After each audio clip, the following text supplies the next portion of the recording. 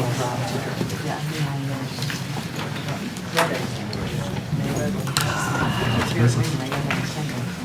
ready? Good evening. I'm going to call the meeting to order at 7 p.m. To rise for the pledge of allegiance, please.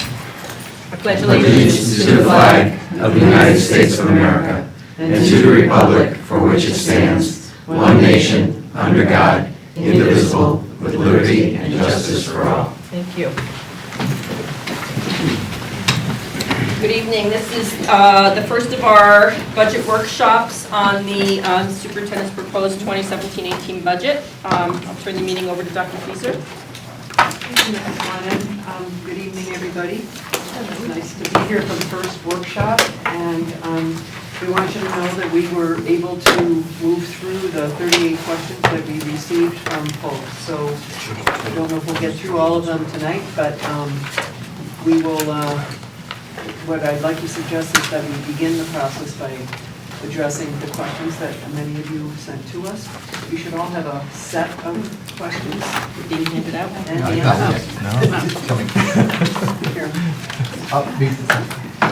if I may ask, yes. Is there any general comment or consideration in terms of the most recent developments that you might want to make a statement regarding the direction of the budget and the issues that are going on before we get into the details? Well, I think that we spoke a little bit about it at Monday night's meeting. I think it's very evident that the state is facing serious financial challenges that have the potential to impact schools. It's already impacting municipalities, and as far as the ECS monies, educational cost sharing grant that has been reduced in all the municipalities, as well as the capital improvement grant that comes through from the state. We are concerned about whether or not we are going to be impacted in special ed reimbursement, which is the excess cost grant. It's been reduced the last couple of years, so it may very well be reduced again, and that means that we would get less reimbursement for special education students who are placed out of district, and that then means that we incur the costs. There's also, and there's a question in here which we'll address, but the issue of if with respect to residential placements, which some children are placed into are not only in out of district, but they're there for the residential piece of it. And the Department of Developmental Services has always picked up those costs. And now we are being told that for most cases, the DDS will shift the burden over to the districts to pick up those costs. So there's some very real challenges with the state. Some of them are being moved on to the districts.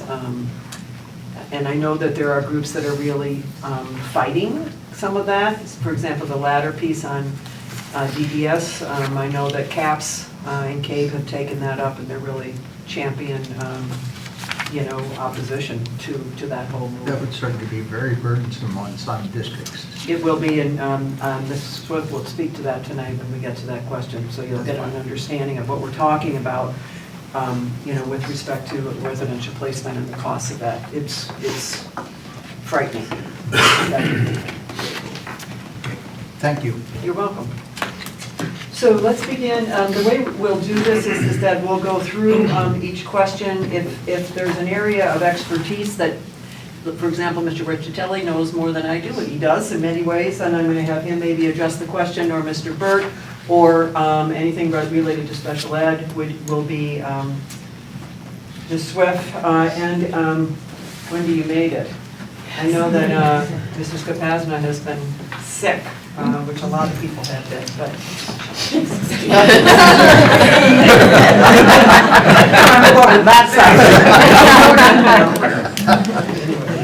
so we're going to begin with some questions around enrollment and staffing. And so what I'm going to do is I'm going to ask Mr. Burt if he would take these few questions on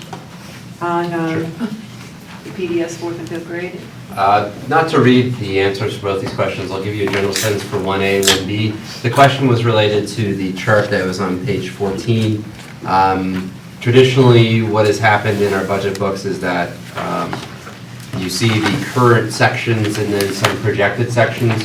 Just to be perfectly clear, those are not final in any way, and they're off, and you'll see class sizes are off, and that if you look at the questions, it says, why would we have different sections for similar numbers of students, et cetera. These class numbers are based on our October 1 enrollment, and things have changed since then. In certain schools, enrollment changes all the way up through, say, November 1st. In reality, what we do between now and even through the midsummer is we take a hard look at exactly where are our students at the end of the year, how many students are coming into the district, how many are leaving. We take a look at our staffing, and we make some decisions at that point. We do have to make some decisions earlier than that in late spring just because of contractual reasons. But again, we will make that final allocation where all of our teachers fall up through essentially late spring, and then in some cases even through the first couple weeks of August, depending upon enrollment numbers, specifically at the kindergarten level. So the bottom line is the section numbers here are not in any way representative of what we could end up with by September of next year. And number 2, which has to do with specifically kindergarten enrollments that fell below expectations. So the question is what's the basis for what we projected? Again, Mr. Burt, do you want to address that? Sure. We in November, we asked NESDEC, which is the New England School Development Council, to run their best guess, their estimate, if you will, for enrollment for next year. Obviously, it's a lot easier for the upper grades. They can do it based on our existing students and the attrition rate or increase rate based on history.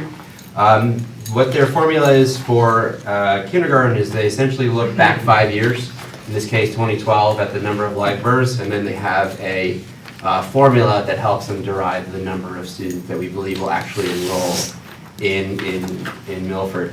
To give you some, again, to speak to the question, their estimate last year was 406, and it was the first time in which, and I looked back a few years, it was the first time it was off more than 4 or 5 students. So that was, we're hoping that's an anomaly this year, that instead of 406, we had 372.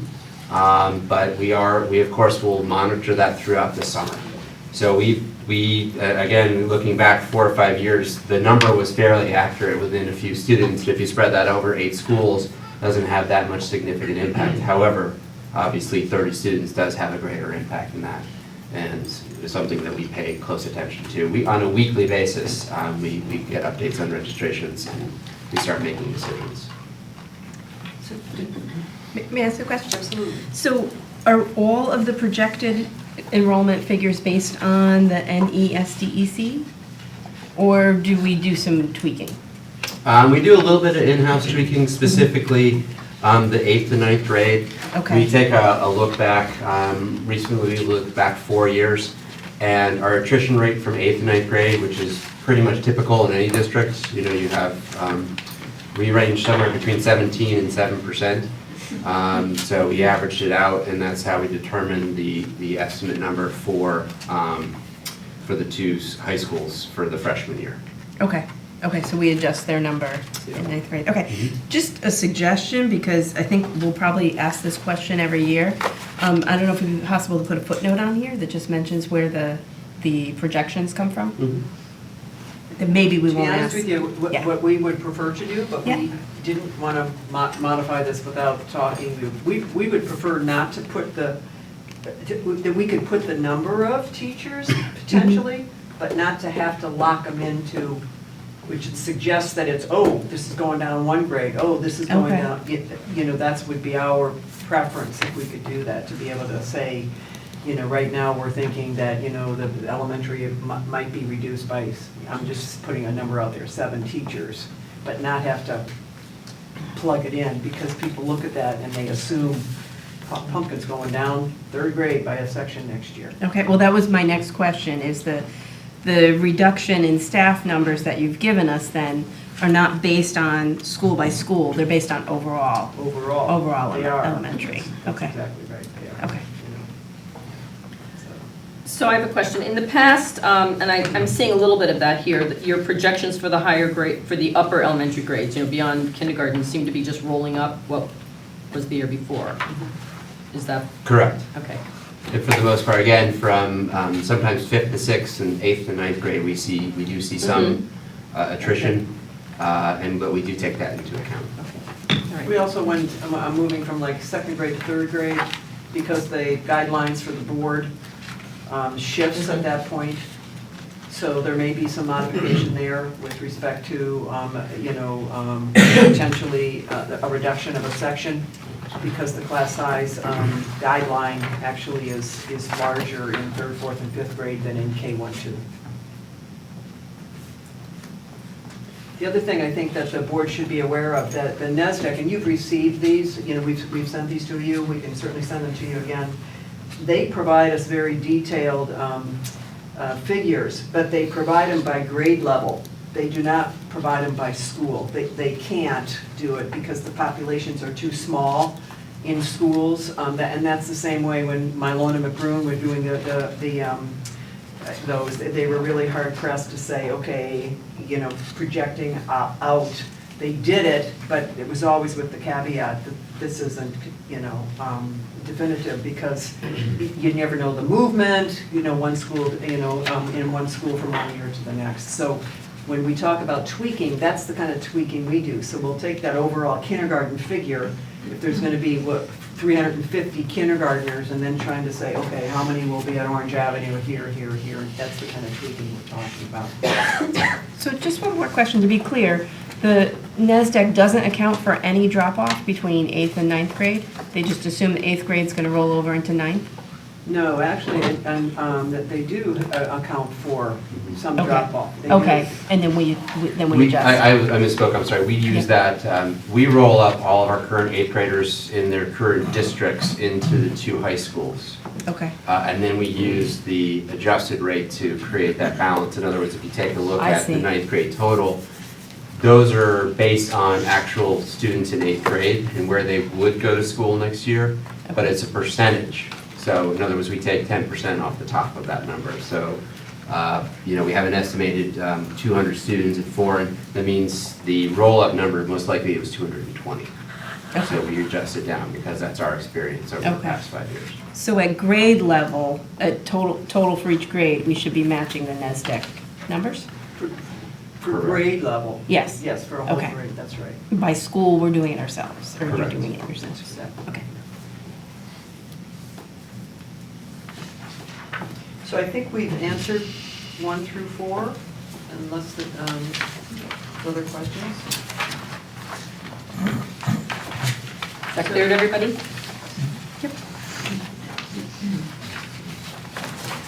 So number 5 is really asking, the special ed figure for the last 3 years with respect to what's the percent of the budget that is captured by special education. And so, we had given you the incorrect figures in the pie chart originally when we gave you the budget, but you've gotten the correct ones. And then these are the percent going back to 2014-15.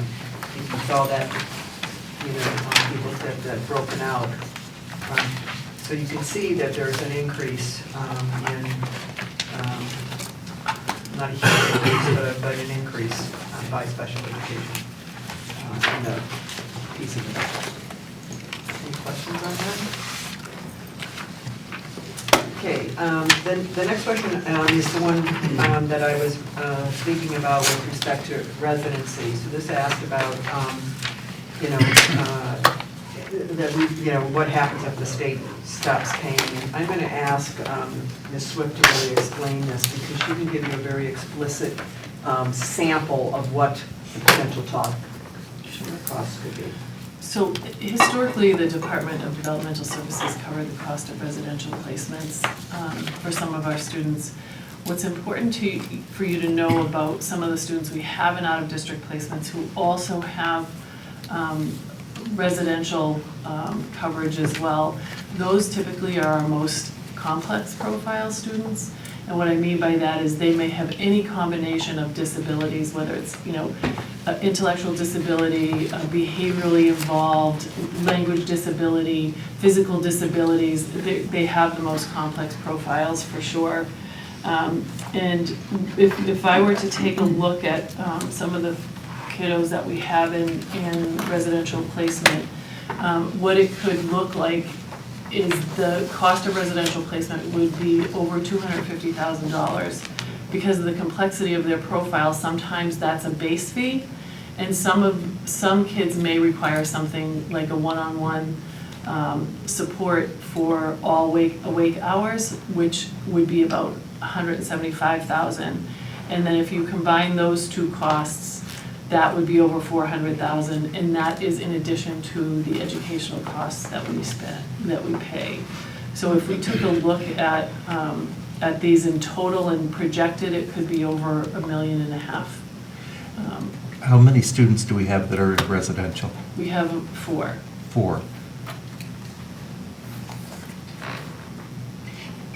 Is that cost broken out that DDS pays? Do they only pay for the residential portion of it, or it's the whole? They pay for both of those costs if a child needs it at this point, and that's what would fall to us. And what they're proposing is that the entire cost would be borne by us? That's what's implied in the letter, that it could definitely fall over to us completely with the budget prices. So specifically, we're talking about $1 million. $1 million up to $1.5 million. And we believe that this is going to be, what's our position, that this will not take place or that it's likely to take place? I can't answer that. What I can tell you is that, unless you tell us otherwise, we will fight it. We will fight the payment of it. But that is not included in the budget. No, it's not. And this is for next budget year, unlike the money that the state is asking for us for now. So this is not going to affect us for this budget year, but could affect us going forward. That's right. I just received, it actually is an article from today that Ms. Swiss received, but this is from the Hartford Courant, and the headline, State Shifts Residential Costs for Intellectually Disabled Children to Local School Systems, and then it describes, what is happening. Joe Cirosolo, Executive Director of CAPS, is quoted quite strongly from this. At one point he says, morally, they can't walk away from this, meaning DDS. This comes out of the clear blue sky with respect to hitting the districts. So CAPS is really, really fighting this. But it says the state, because it's facing a $1.45 billion deficit, and DDS has a $1 billion budget. That's what they're doing, is they're just going to shifting those monies. And it's just really problematic. And, we think in terms of the number of students we have, there are districts that would have far more students who may be in residential placements. And so you can only imagine the costs that they may be facing. If this is possible, don't we have to put it in the budget? If there's the possibility that this could happen and we don't have it in the budget, then our budget would be really off, right? Well, it could, but I guess we made a decision that we're going to fight it to the end. That's what I thought, and we're not alone in it. It's not the Milford Public Schools. It's every district that's kind of how can we take this on?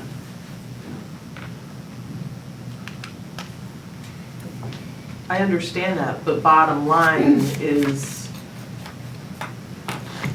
if it hits the fan, we're still responsible for making sure those kids are educated. If they don't pay for it and shift the responsibility to us, we do have to pay for it if we lose. If And we lose, that's right. And that would be next year's budget.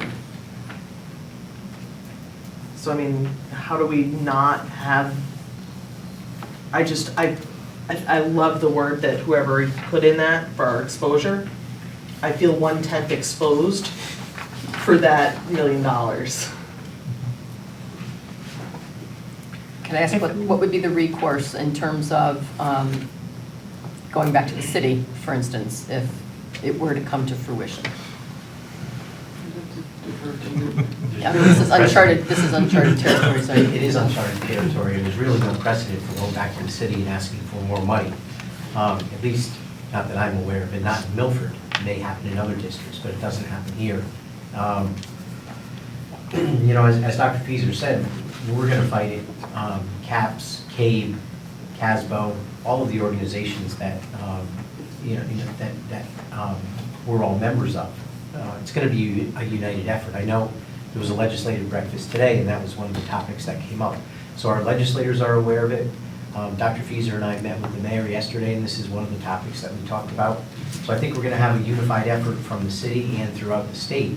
And I understand what Dr. Gregory is saying, but to add $1 million or $1.5 million on a guess is a huge increase to the budget. I mean, it's a decision that the board has to grapple with, but, you know, I think at this point, it's our recommendation that it not be included. May I just ask what the expected timeline is?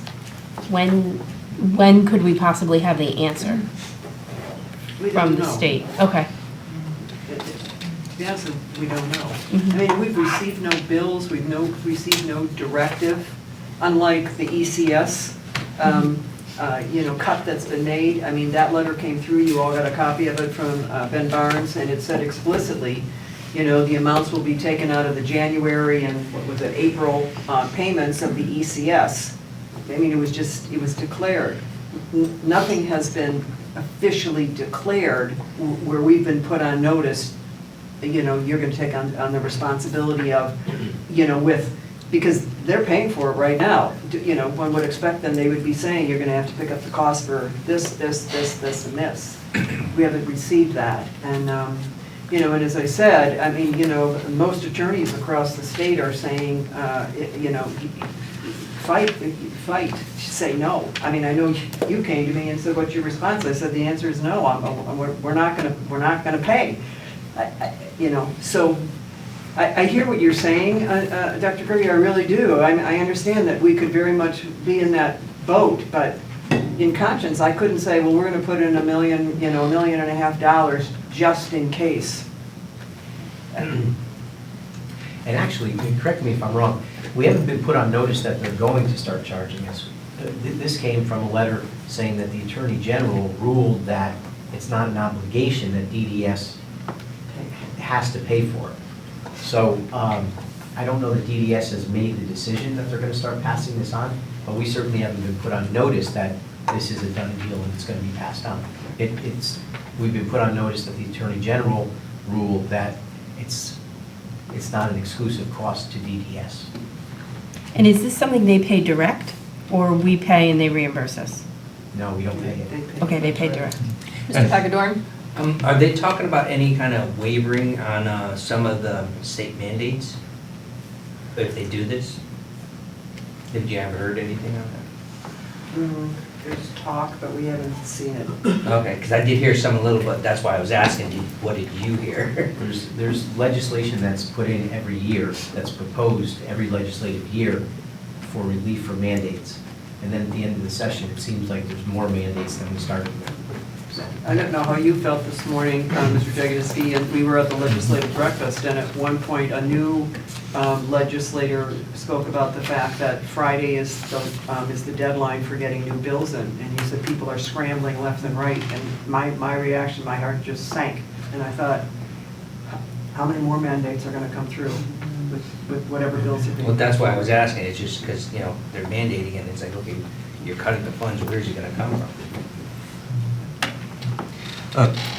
Yes, Mr. Jagodowski? Carol, how confident are you in the figure, the $250,000? I'm confident we got it right from one of the schools where, in one of the residential placements where one of our students are. And I know in the article, they talked about, what was the figure? Figure, I believe it's $231,000, that's just for the residential piece. That's the average fee for residential. 230,000, yep.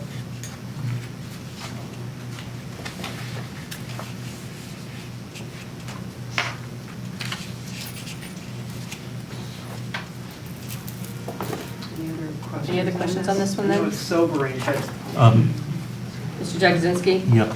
Is this something, typically we have a surplus at the end of the year.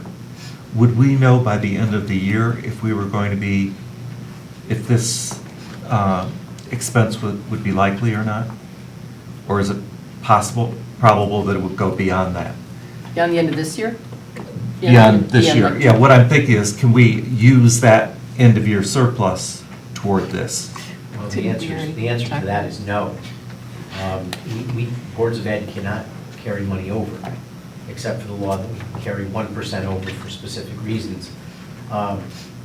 So, I mean, I would hope that if this is going to be passed on to us, and if there's not going to be relief in administrative or legislative ways, then I would hope that they would let us know before the start of the fiscal year.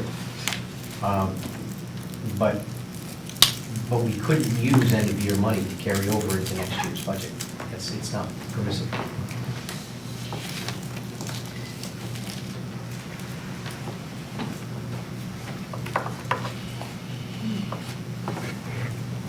on that happy note. So we're on question 7, which has to do with East and West Shore having underperformed on last year's state test and what changes have been made to the budget to address this. Would you want to address that, Mr. Bird? Sure. In general, we take a look at all of our scores, and as Dr. Fieser's letter said, we try to find ways that equal doesn't necessarily mean the same, especially when it comes to support for different populations, for different schools, etc. And but I can tell you that the middle schools, all 3 middle schools, as part of their continuous improvement plans, have put in specific growth goals for math and reading, and that they are working diligently through their SCIP plans, through their professional learning, through their faculty meetings, through a variety of means to increase their student achievement. We did actually go to both principals from East Shore and West Shore and said, is there anything specific that we can support you in this area? And the response was that they are going to fine-tune their existing systems and take a hard look at what they're doing and ensure that what their systems in place are doing is meeting the needs of the students. With the one exception, we did provide some additional intervention support staff through Title I grant funds. That is also something that I'm going to be working with Ms. Spaziano on in the next couple months, because that grant comes up relatively quickly, to see if there is anything else that we can put into place in terms of support staff.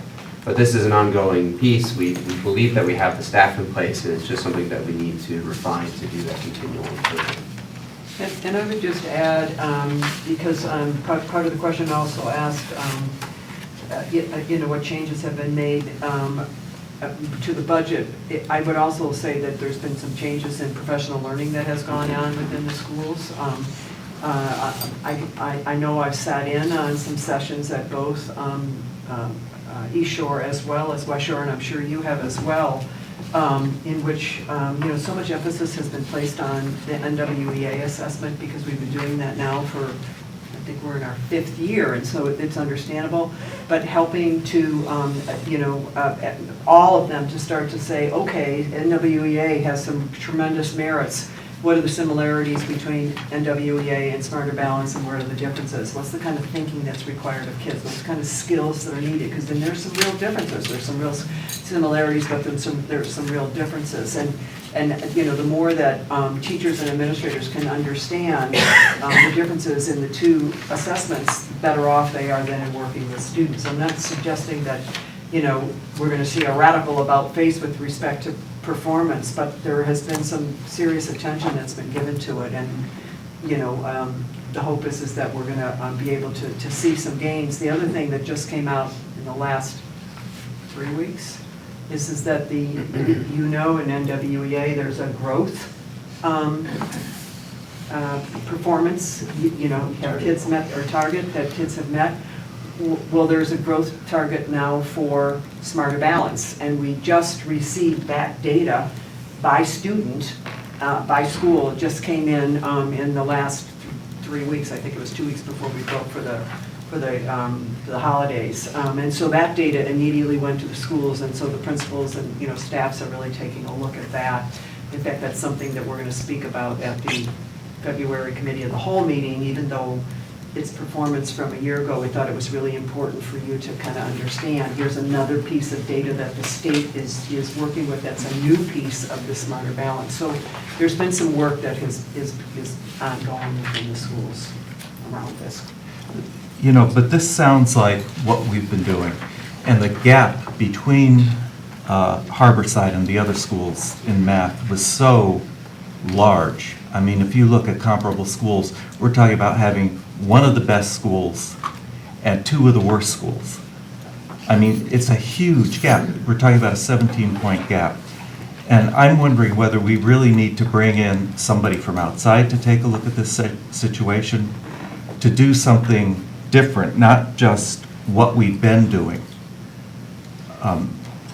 Well, I appreciate your input, and we are looking at, some trainings for folks to go outside of the district. That's embedded in the PD money, it's not separated out. And a lot of the curriculum piece too is taking a look at our current practices. I would argue strongly that we're not doing the same old thing. And that there's tremendous amount of in-depth look at data, what's happening, taking a look at, we have principals and assistant principals and instructional supervisors doing walkthroughs, constantly looking at ongoing formative data. There is an incredible focus, on moving the dial. It is, and I can tell you that neither principal, including Mr. Gottlieb as well, for all three buildings, they're not happy with any of the scores. I can tell you that Mr. Gottlieb would like to see an increase in his achievement as well. So I could see from a certain perspective, I agree that it sounds like we're not doing anything new because we're not adding some things into the budget, but that doesn't necessarily mean behind the scenes that we aren't doing anything differently. And, I don't know that the answer is bringing somebody in from outside to take a look at it. But I'm just concerned that, we have a 100-pound problem and a 10-pound solution. Never heard that before, sorry.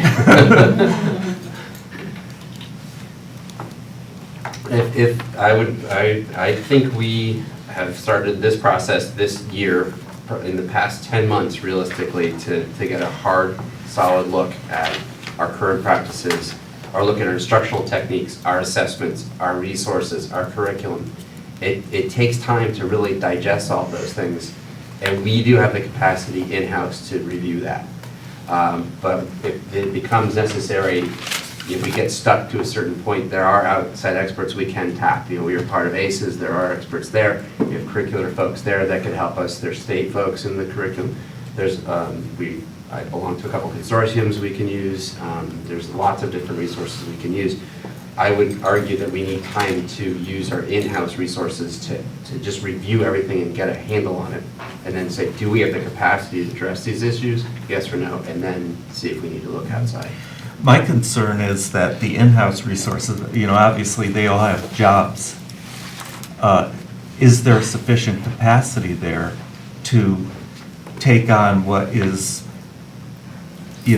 not just their job, but a large problem, in addition to what you would normally consider their job? Well, my normal consideration of, our principal's job is that they're instructional leaders first, and they manage the building second. So that is their job, and I can tell you, and I don't particularly supervise the middle school principals, but in working with other principals, that's our conversation for their goal setting. We've done some serious work in the past few months to align our newly minted district goals. We have a new form for our school improvement goals that are streamlined. Those are tied to the administrator's goals, which are tied to the teacher's goals, and all directed towards increasing student achievement, specifically in the areas of reading and math. So we've aligned all of those things. That is the focus of what we're doing. It really becomes that if you look at our school improvement plans, they're 2 pages. And it says right there, what is your goal for reading, what is your goal for math, right in the front, and everyone knows that. Just to say, this is what we're emphasizing. So. Okay, you've convinced me for another year. A whole year? Can I quote you on that? Is it a whole year? And I would say, just to piggyback off on what Mr. Bird said, I mean, we also asked one of the principals to establish a specific goal on smarter, balanced performance. Right. So, to which they will be held accountable. So, I mean, the ante has been raised, and it's not just simply because we want to feel better about our performance, it's really because we really should, our kids are more capable, hands Right. down, than more capable. Right, yeah, I mean, my concern is, do we have kids who aren't getting the quality education they really deserve? And that's All my of our concern. concerns. See, so number 8, a number of you asked a question around the school resource officer, and you had asked us, the board had asked us, I want to say last, maybe September, when you were setting, when you were adopting the board assumptions, priorities and assumptions, we had included the school resource officer, and the board said, have you spoken to the mayor? Is the mayor going to include it in his budget? So we, Jim Riccitelli and I actually went to see the mayor in the fall. And we sat down with him in his office, and we explained that this was a request and a question that was asked by the board. And as expressed in this answer, he indicated that it was far too early on his part to be able to declare whether or not he would be including it in his budget, but he basically said to us, if your board feels that it's a priority, then go ahead and include it. So we did. Whether or not it is going to be included in his budget, we don't know. His budget isn't released yet, so we don't know if it's in his budget. But, we were upfront with him, and we went ahead and included it in because he suggested we should go ahead and do it. So. It's in. So number 9, this is relative to more kids at foreign than law. I'm going to again ask Mr. Bird to address that question. Thank you. So taking a hard look at this, one of the things I looked back was about 5 years worth of enrollment data, and for the most part, law had more students. And looking at the Malone and McBroom, is that correct? Yeah, Malone and McBroom predictions, they believe that law will surpass foreign in the next few years. So there is some changing demographics, but a significant factor in this is that there's just enrollment in certain classes. In this case, there's some AP science classes and other science classes, which for the most part, a teacher has a class and then a lab, and that creates more of an FTE burden. As well as more students enrolled in world languages. I'm not sure if the board is aware, but we offer French only at West Shore currently. And so that does feed into having more students into different world languages over at law. So in review of those two things, that is something that is impacting the difference. But it is a big difference. Is 5 teachers. And I can tell you that as we go through the course registration process, where students select their courses, we make those decisions of where those FTEs should be allocated based on student requests. And we do shift some staff around depending upon that. Number 10, how can East Shore go down 6.1 special ed teachers and West Shore go up 2.5? As indicated, there was an error on that page. This was on the salary page of the budget detail, the 1000 series. And what happened is that the dollars were all correct, and the elementary FTE was correct. And for some reason, the middle school, high school FTE for special education, as well as the overall special ed number, the numbers were transposed. So one of you picked up on that, and we corrected it, and you received a new revised page 2 in your document. Why is there an additional, 0.5 FTE maintenance and custodian, East Shore versus West Shore. It's really because of square footage. And as you see, before East Shore had its the renovations and expansion, it was the smallest with respect to square footage. But afterward, it actually has now 81,791 square feet, which necessitated the additional custodian at the, which occurred in 2015-16. So how much of the substitute teacher pay is the result of teachers being taken out of class for school business days? And you have the figures here. Mrs. Capasna put this together. Have been 797 school business days called in for a sub, 240 at the high school level, 557 at the middle and elementary school levels. So 797, or for the sake of conversation, 800 jobs seemingly requesting to be filled.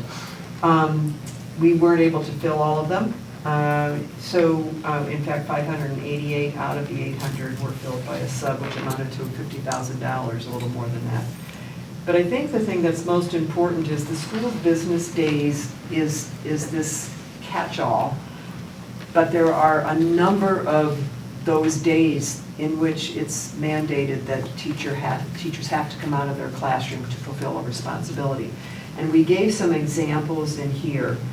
So for example, certain staff members, if you have a special ed student in your classroom, you may be required to attend the PPT on that student.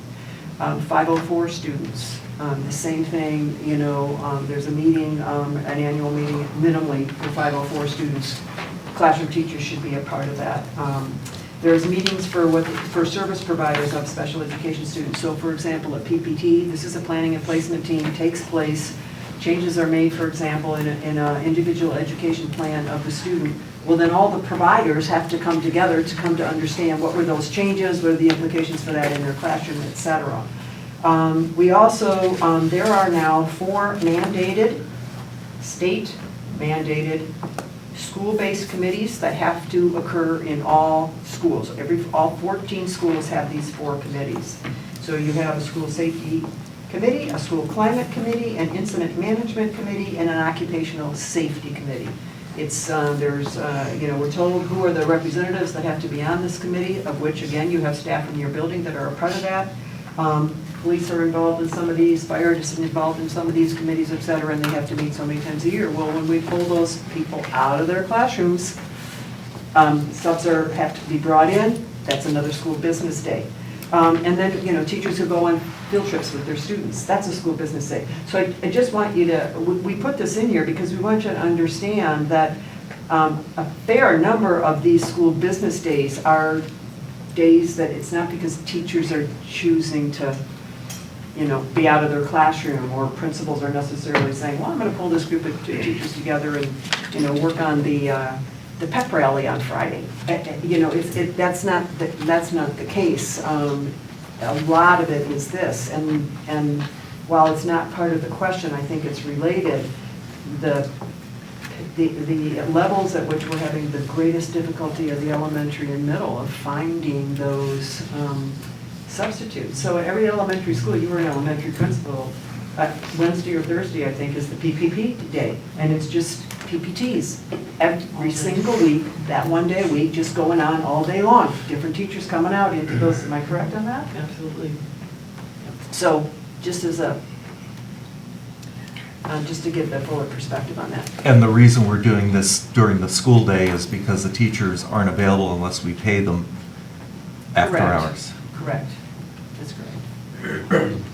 But it's also because you have a full team of people, and people have other obligations after school as well. So there is the issue that we would be obligated to cover people's expenses, but a lot of folks may be willing, but they have child care responsibility themselves. Some people have a second job. I mean, there may be other issues there.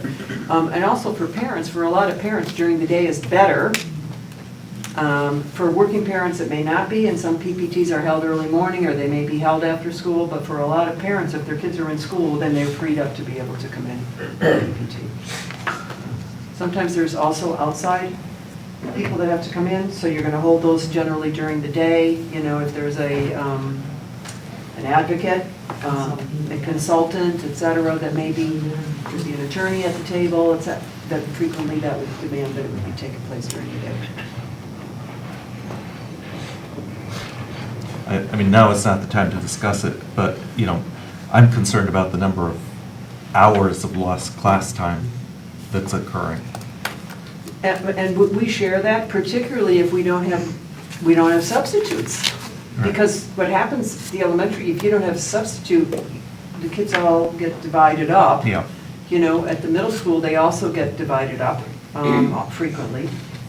So, you know, and at the elementary, they may be divided up and at least be in the same classroom where it's the same subject. The middle school, that may not be the case, you know, so. Madam Chair, Yes, Mr. DeGrego. I just wanted to ask Dr. Feaser, the other night, you know, we said we're going to increase the pay for the substitutes. We're proposing that. Do you yes. think that'll be a help for the? We do.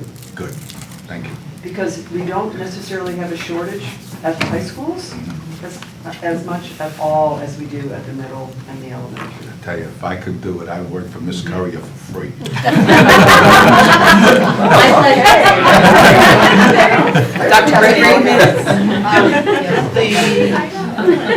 The differentiation in the substitute pay, wasn't that a function of having a hard time getting subs to choose to go to the high schools?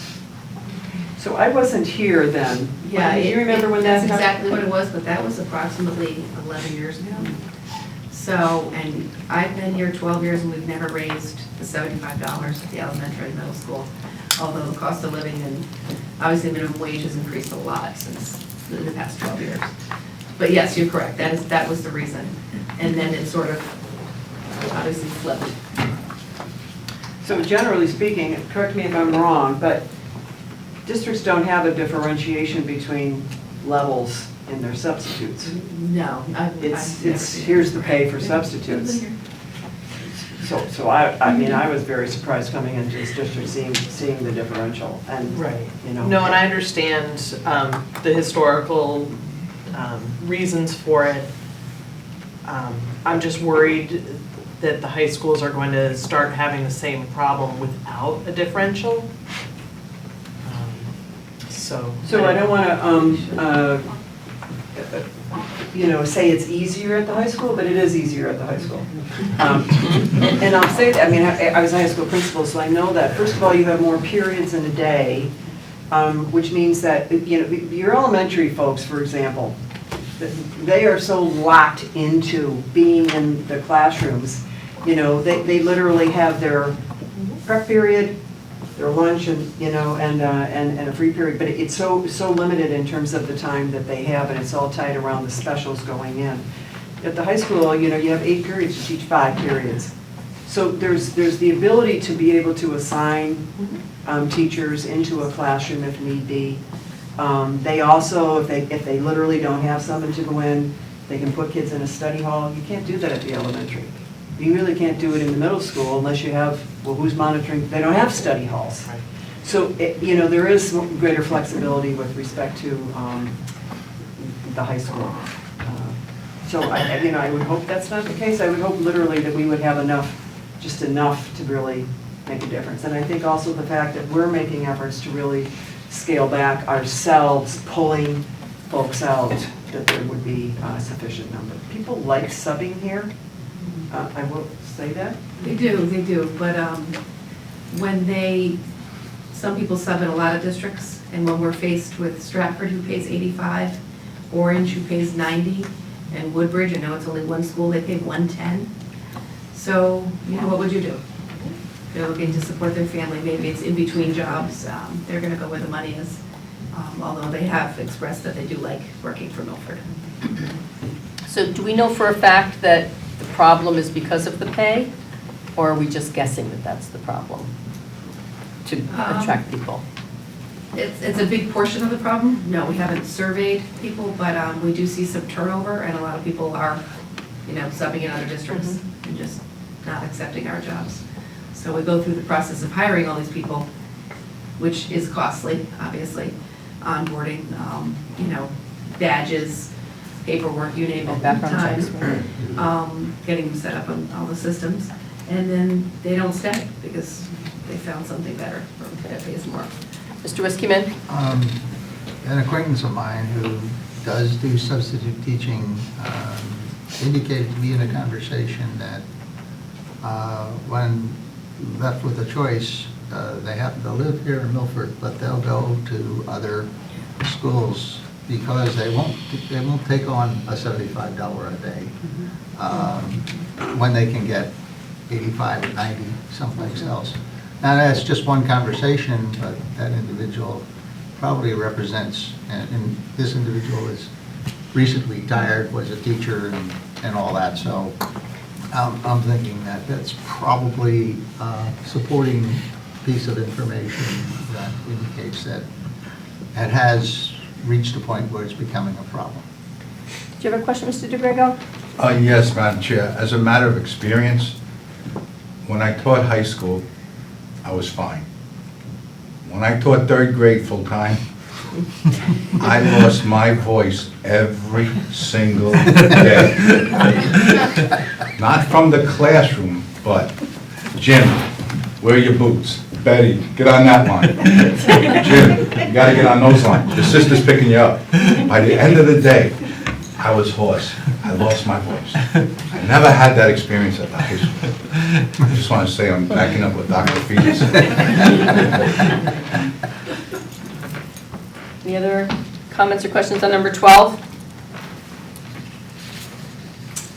13 is another question on substitute pay, but it's also tied to professional development and whether or not it's contributed to by the half days for PD or unrelated. Do you want to speak to that? Sure, and just to one comment to the business days, we do have district-wide committees that we have to run. For instance, we do have to have by mandate, we have to have a professional development evaluation committee that needs to meet regularly to review our professional development plans and teacher evaluation. And we have to pull together teachers from a majority of the schools. So there's different things that we have mandates for, not just in buildings, but district-wide. So that does contribute to that. The way I read this question, just to kind of give you my thinking, is are we able to reduce the number of pull-out days for teachers to do professional development because of the half-days? And the answer, a simple answer is no, because we've had the half-days for years, and we plan those out. Right in the next month or so, we'll be planning out those days for next year. In this case, what we're speaking about is making a more conservative effort to ensure that we don't pull teachers out on a regular basis to do the things that we know we need to do. We need to take a more systematic approach to it. Part of that would be something that we're going to be putting into place next year is, you can read the answer yourself, it's a 5-year curriculum cycle. Currently, just because a lot of the national mandates, different standards, the change, the Common Core, the SBA, we've been writing curriculum in a frenetic pace over the past 4 or 5 years, and it's really just been trying to play catch up. But I think we're now at a point where we can put ourselves into a regular cycle. So for example, next year, don't quote me on this, but social studies could be up for review for next year. They would go through a review process. The following year, they would go through a writing and then 3 years of implementation. Then in the 6th year, they would be up for a review process as well.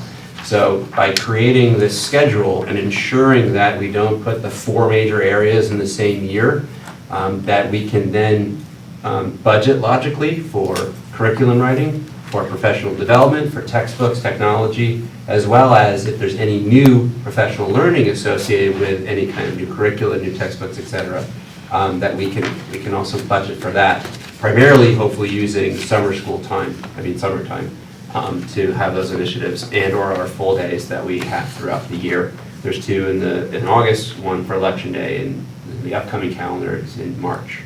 So really trying to reduce, because there are so many initiatives and so many changes and there's so much limited professional development time, we ended up carving time out of the school day, and we're going to make a concerted effort to just pull back on that and ensure that we we have a cycle approach to it. I'll just say, that was my question, and you answered it correctly. Oh, thank you. I don't know if I wrote it in the most straightforward way. I had a pretty bad head cold on Sunday, and as I'm reading it, I'm like, wow, yeah, it's not very clear. But Well, I'm you not answered feeling it well, so I clearly. must have heard you correctly. So number 14 really speaks to special education, the opportunities review that was conducted by the District Management Council 4 years ago, I believe. And a question around the staffing level for speech and language therapists, occupational therapists, and psychologists. So I'm going to ask Carol Swift if she would address this question. Sure. So coming into this role in July, I would say what I've done over the last 6 months is really spend a lot of time in buildings, looking at programs, looking at supports, studying schedules, studying caseloads, taking a look at the very things that are brought forward in this question. I also have looked at data across years, data specific to disabilities, data specific to the numbers related to those types of things. And what I can say right now, if I speak first specifically to speech and language pathologists, or what we often refer to as SLPs, there has been a decline of from 15.9 to 14.5 over the last few years, and that doesn't sound like a lot. And then if you consider that there's been a decline in students overall with language disabilities, it would seem to, it would make you think that of course there should be a decrease in language therapists. But when I look very carefully at the disability numbers and the profiles of those, that more fine-tuned data, if you look at the number of students with autism and developmental delays, those numbers have increased quite a bit over the last few years. And the amount of therapy, for example, that a student with this disability requires is so much more than a child, let's say, with a speech difficulty. So for example, if I have a student who's being seen for speech services, they may get 30 minutes of service a week. And that would meet the needs for their speech delay or their speech impediment. Whereas a student who has autism may require 30 to 60 minutes a day to address their needs. So for example, we may have a student who comes to us with absolutely no language at 3 or at 5. And so the amount of support and instruction and therapy they need isn't even comparable. So you can say, well, okay, your numbers in autism rose, but only by this much. The important piece for you to know is that the rise in that disability developmental delays too, it's usually a pretty significant profile that requires a lot of intervention from these service folks. A couple of other disabilities, multiple disabilities, and students with intellectual disabilities has remained relatively constant across the years, and those kids as well require a lot of service. It's not a 30-minute a week type of service from a speech and language pathologist for kids with this profile. So as I'm looking at all those things, I'm saying myself, like, oh, I see why we have such a need for therapists. So the other thing that's really important to know, that when we're able to provide kids with these complex profiles extensive services, it's what keeps them in district. When we can't provide extensive services like that to kids with these really complex profiles, that's when we don't see gains, and when we come to a planning and placement team meeting and parents will say, I'm not satisfied with the growth my student's making, I want to look at out-of-district placements. So it's one of those factors that is very impactful in helping us keep kids home in the least restrictive environment. If we move on to school psychologists, we have not decreased school psychologists at this point. I think what's important for me to outline is a few different things. First, we've had new legislation that has had great impact on this role. We have had new legislation that requires us to provide students with 504 plans who in the past didn't require them. And the numbers of students with 504s has increased, it's doubled in the last few years. So I gave an example that since 2013, we've gone from 204 students having 504 plans to 497 students having 504 plans. Some of Can those. you talk about what 504 is? Sure, I'm sorry. So we have students who have IEPs. They require specialized instruction. They are considered a special education student. We have other students who may require either not necessarily specialized instruction, but they may require a service. Like a student may require physical therapy, but they're doing fine academically. A student may require, accommodations, but not need specialized instruction. So if someone has attention difficulties, maybe they just need to be permitted frequent breaks, but they don't need specialized instructions. Those students would get a 504 plan, not an IEP. Any questions on that? Was that clear? 504 comes under the American Disability, ADA, Yeah. as opposed to IDEA, which is Exactly. individuals. With disability. Right, okay. Education Sorry Act, about yeah. that. Yes. So with this doubling, many of these involve our school psychologists. We've had clarification on our ADD, ADHD identification, and what is now required when we're considering a 504 plan for a student who has attention deficit disorder or attention deficit hyperactivity disorder. We can't just take a doctor's note and say, okay, what kind of accommodations do we think Johnny may need? What we're required to do now is take the doctor's note and then make sound educational decisions about what that child needs, and do evaluations, observations, and make a determination that, okay, just accommodations will be fine and these accommodations will suit this child, or you know what, accommodations are not fitting. This child actually requires specialized instruction because of their attention difficulty. They've missed a lot of their school. So we have to provide them with specialized instruction. So that one clarification on an existing law has resulted in us having to increase the amount of evaluations to a degree that kind of set us into a frenzy this year. Not only do we have to do it with incoming students, but we have to kind of retroactively assess all the students who have ADD and ADHD to make sure we're meeting their needs appropriately. And then we need to revisit that triennially, just like you have to do with under IDEA. So that's brand new to us this year, and has had a huge impact on us this year. Further, and I think most significantly, and I think one of my greatest learnings in my first 6 months in this role, and it's quite alarming, is the number of students who are coming forward to us now with mental health issues. So we can have kids who have gone all through elementary school quite solidly academically, and then say in 7th grade and suddenly surface with an unexpected difficulty with anxiety and depression, and just getting to school is difficult for them, and it just kind of is coming out of the blue. And the number of kids that this is happening with is alarming. And what we're finding is it's our school psychologists who have a level of training that no other staff member that we have has, meaning their ability to be therapeutic with these kids and with the families, because it throws families for a loop as much as it does the children.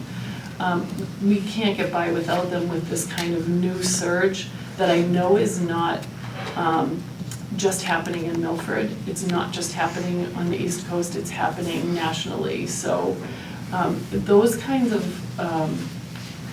new phenomenons, if you will, especially the last one around mental health issues, that's an area where I'm looking at our school psychologist and seeing their role expanding to degrees we're not even knowing what that might be for these kids.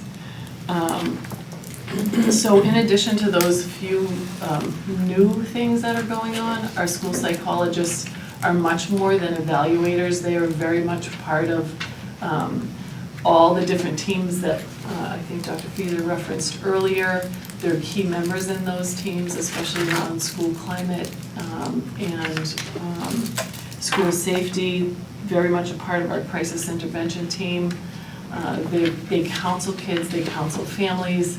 They're active members in PPTs and staffings, especially around those kids with social, emotional, and behavioral issues, especially the mental health focused issues. So when I take a look at that particular role, I see our need for them growing, and they can never be just evaluators. They have to be far more than that. And then, you know, surrounding occupational therapists and physical therapists, I feel like right now that's an area where I haven't been able to give tons of attention to in my first 6 months here. For me to take any type of a move to cut that role right now, I'd be doing it with a blindfold on. I really need to spend more time looking at that, understanding that more. When I look at schedules, when I look at caseloads, the 2 physical therapists that we have a very full caseload, and the few OTs that we have, they have a very full caseload.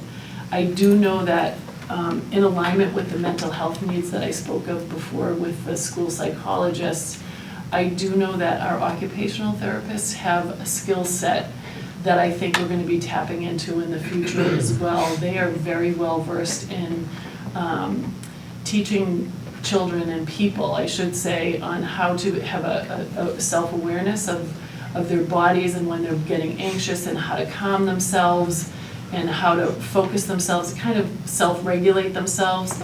So a partnership with OTs and school psychologists is something that I see coming up in our future. They have a very important skill set that I don't think we tap enough.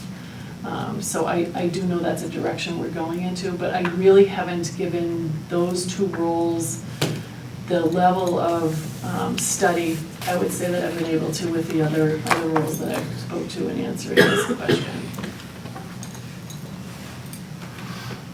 Any questions? Mr. Wiskman? In terms of the assessment of the services needed, do we sometimes call in additional help from other service providers who fill in or help meet, say, spikes or demand levels? We do some consulting around our students with the mental health profile that I'm talking about. We consult with, we bring in we have a steady consultant who helps us conduct risk assessments and those types of things that we're not equipped to do right now, and it's very helpful in program planning for these kids. And do these assessments also involve the entire family Yes. when it's indicated? The parents are definitely involved in the evaluation process, and then we also always try to connect families with different social services and supports, because they certainly need them and would benefit from them. So yes, and our social workers do a very good job at that as well. Yeah, it just seems to me, and I don't know that we can do anything about it this time because it's more of a general overall philosophy, but the schools have become the center for so much services to the families and the children that I wonder whether or not we don't lose sight of our primary mission, which is to educate the children. We get so many other things that we are pulled into, some of which are perhaps better served by other agencies than the school. Now, our other agencies who deal primarily with mental health issues and that. And I don't know an answer to that, but it does impact us in terms of our budgets and where we are with this thing, so it makes it quite difficult. And I'm not sure how much of that is mandated because of this unending stream of mandates that hit us, as opposed to our ability to direct individuals who need such services to other agencies whose primary role is to provide those kinds of services. That's a thought, but I'm not sure how that's going to help our budget at this point in time. Any other questions on this?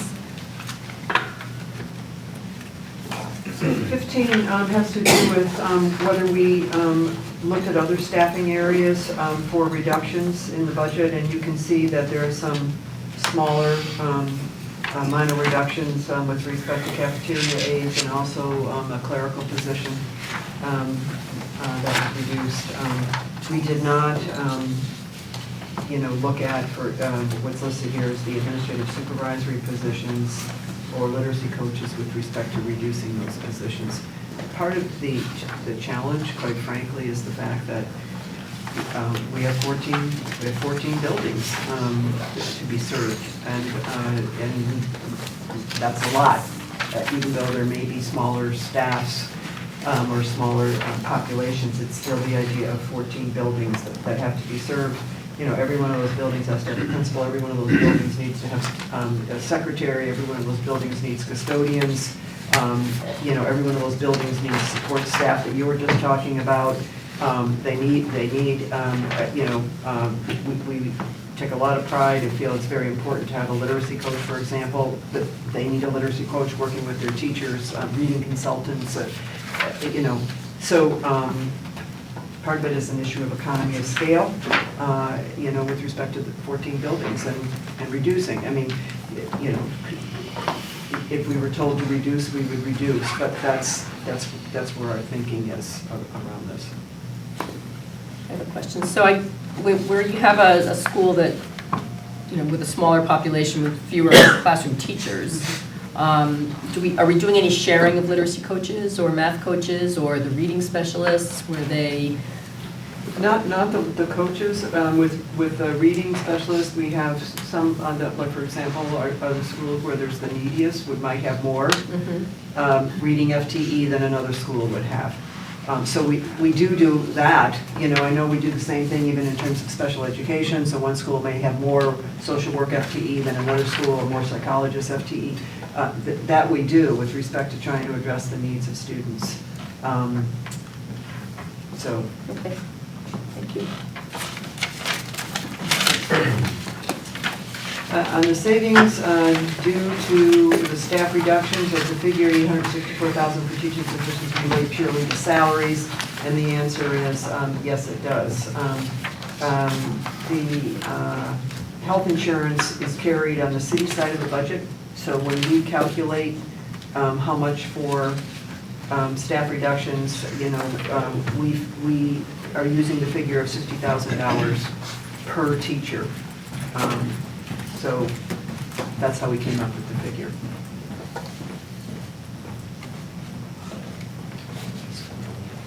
The other thing I would just talk about is the question on the layoffs. Could layoffs occur? The answer is yes. However, we have been very fortunate for the last 5 years through attrition, retirements, again, maybe someone's spouse is transferred, or people take a position in a different district, or for a number of reasons. We have not had layoffs, even though there have been reductions of positions in the district. I believe, correct me if I'm wrong, Wendy, that in 5 years we've had 1.2 actual layoff. And that's because of attrition. Can we guarantee it? No, but that's been the trend. How much of the $65.8 million is due to contractual salary increases? What you have here is the breakdown of the increase by bargaining unit.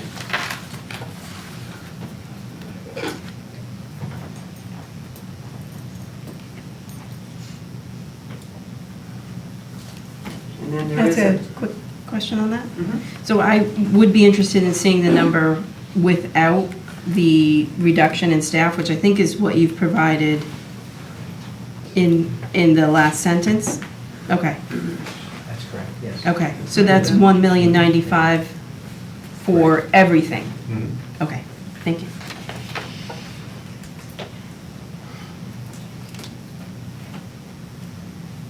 So on line 18, with respect to the reserve for salary negotiations, we would ask Mr. Riccitelli to speak to that. Sure. Okay, so line 1131, reserve for salary negotiations, that's a reserve line for two reasons. One is for bargaining units that we have not reached an agreement with yet. We anticipate what an increase may be, and we reserve those monies on that line. In addition, as the board knows, each December, we come to you and ask for salary increases for non-union employees. And so then we reserve on that line those two groups. And I think the question is, why is it double this year from last year? And the answer is that last year, the only thing that was included in that line was the non-union employees, that the exact dollar figure that the board approved for non-union employees. It sits on that line until it's actually allocated to the people, and then it would be transferred up to those groups, whether it be the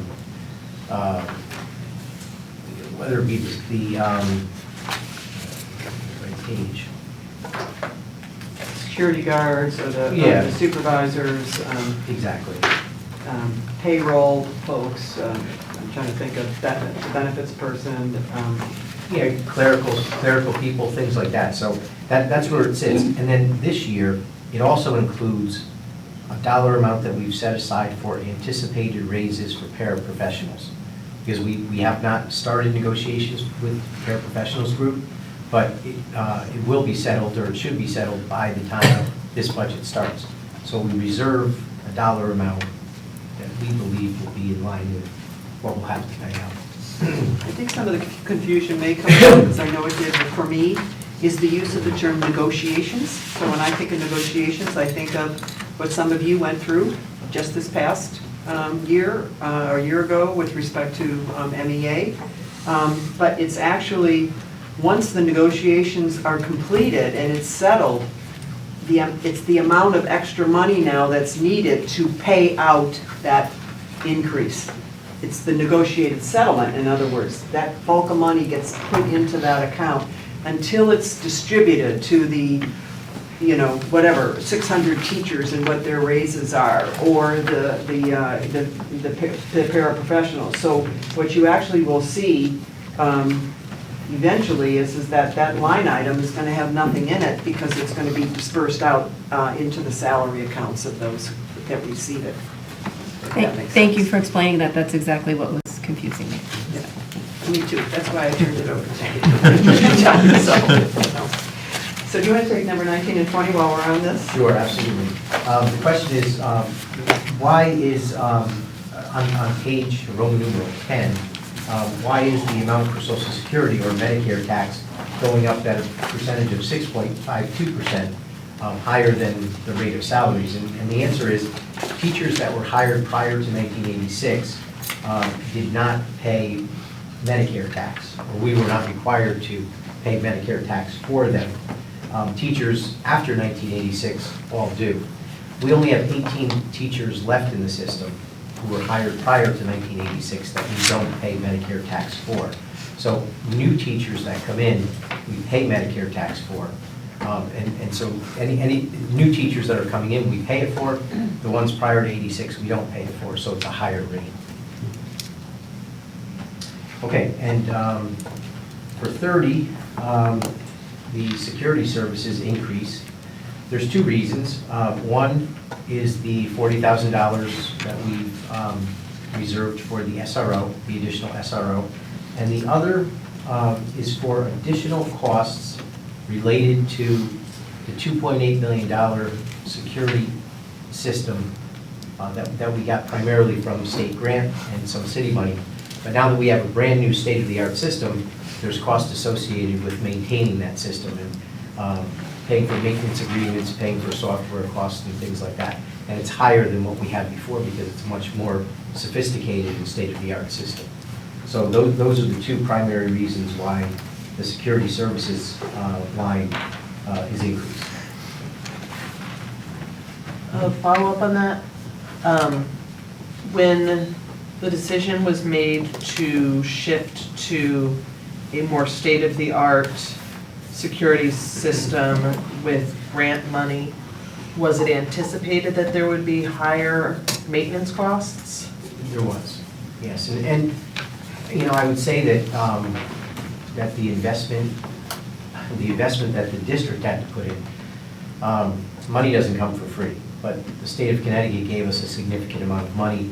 The city of Milford bonded a significant amount of money to put in really what is a state-of-the-art system. I would argue it's, you know, it's, we the idea of many school systems around us. We received one of the highest amounts of state grant money. But we knew that that system has to be maintained. So those costs were anticipated, but to not take advantage of the money that was coming into the district for that purpose.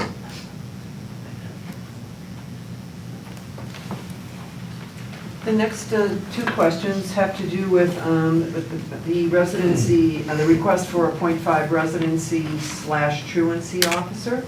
And seeing as how much of this falls under the domain of Mr. Burt, I'm going to ask him to speak to this. Responsibility. Yes, the first, question number 21 asks about what are we currently spending on residency investigations, and then if there's going to be an offset for next budget season, and then of course the last line is how much are we saving by doing these residency investigations. So in order, in 14-15 and 15-16 we spent approximately $25,000 utilizing outside services to help with residency investigations. This year we have $10,000 in the budget for these investigations. However, for next year, that money has not been allocated, with the direct understanding that we've chosen to go with someone in-house at that $25,000 amount for the .5 security officer. To date, again, this is since July 1, we have already saved over $200,000 by pursuing specific leads on students and in some cases bringing those to a hearing, as you're well aware, and then students no longer enrolling in Milford and enrolling in a different district. Currently, right now, we have 10 investigations going on. Yes? So will this be $200,000 that we're going to save every year as a result of these students not being there? No, sir. That is based on individual cases. In this case, there were a couple students that required additional services. But I believe, as Dr. Fieser said on Monday night, you know, if we have a family with students in the elementary level, as you can see from our enrollment page, if you bring in 2 or 3 kids into specific grade levels, it could result in having an additional teacher. But we do believe that we will continue to have savings. I can't guarantee that, though. Can you explain the line, again, reiterate that what you had just said, the $10,000 in the current budget for the private investigators being used to help offset the new residency position?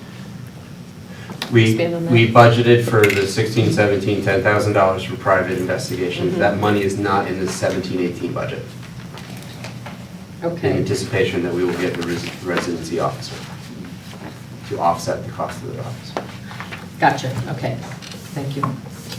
Mrs. Krasinski? Just curious, in the future, if we have a officer that's looking into this, and as those, I would guess, maybe this is not a correct assumption, but as word gets out that we investigate these cases and students are not allowed to stay here if they do not reside in the town, would you anticipate that there will, in the future, there will no longer be a need for this position?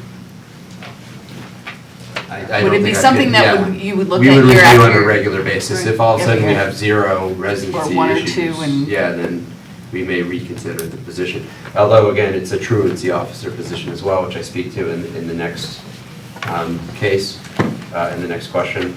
But we do believe there's another added benefit, not using a private investigator. We want someone in-house, and mostly this comes from my experience in a previous district where we had a residency/truancy officer. That's the main reason I brought this up to Dr. Fieser as a proposal for this budget. That position was crucial because it wasn't just, doing the investigations and drawing a hard line. It was really building relationships for the residency piece, building relationships with each of the building. They're in-house, so we don't have to, we currently have an agreement with the private investigators about disclosure of information, but the residency officer would have access to all of our systems because they'd be an employee here. But also then they would get to know the building principals, the building secretaries, they'd build those relationships.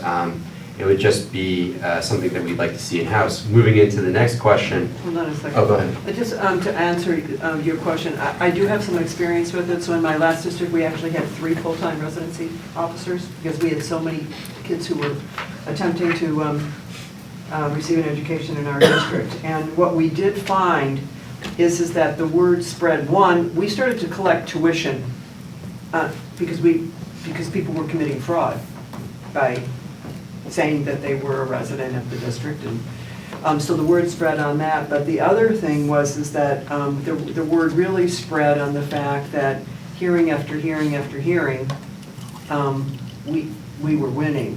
And so when families were discovered, they withdrew themselves. So that's what we found started to happen. So it wasn't that we were they were sort of high-profile cases. We just found that we would notify families, we have every reason to believe that you are no longer residing here, and therefore, as of such and such a date, you would just, we will be disenrolling you, and they would Maybe withdraw. just, So that makes it the easiest, because you're not continuing to have to pursue individual cases. And we have had that experience here. So it wasn't so much that it was a deterrent, but that people realized that you were serious about it, so they would just leave rather than go through the whole hearing process. That's right. Would you like to go ahead with that? Sure. Going on to, any other questions on that one? Thank you. Going on to 22. The work done now is through my office. I am receiving notifications, my secretary is receiving notifications. We work with the private investigator. I have asked recently on a couple cases, asked Jeff Nielsen, our security director, to do a little bit of work, but that's not really core to his job, so that was limited. But for the most part, there's only on the cases that we end up going to a hearing on. As Dr. Fieser said, in many of the cases this year and last year, we simply do a notification letter and the folks withdraw. But the other piece to it is why does a truancy officer fall under security? I think the entire line was security and climate. We see this more as a climate piece. The last part of the question is there can be many social and emotional reasons for truancy. This may belong as responsibility of someone in the social work field rather than security personnel. And I agree with that.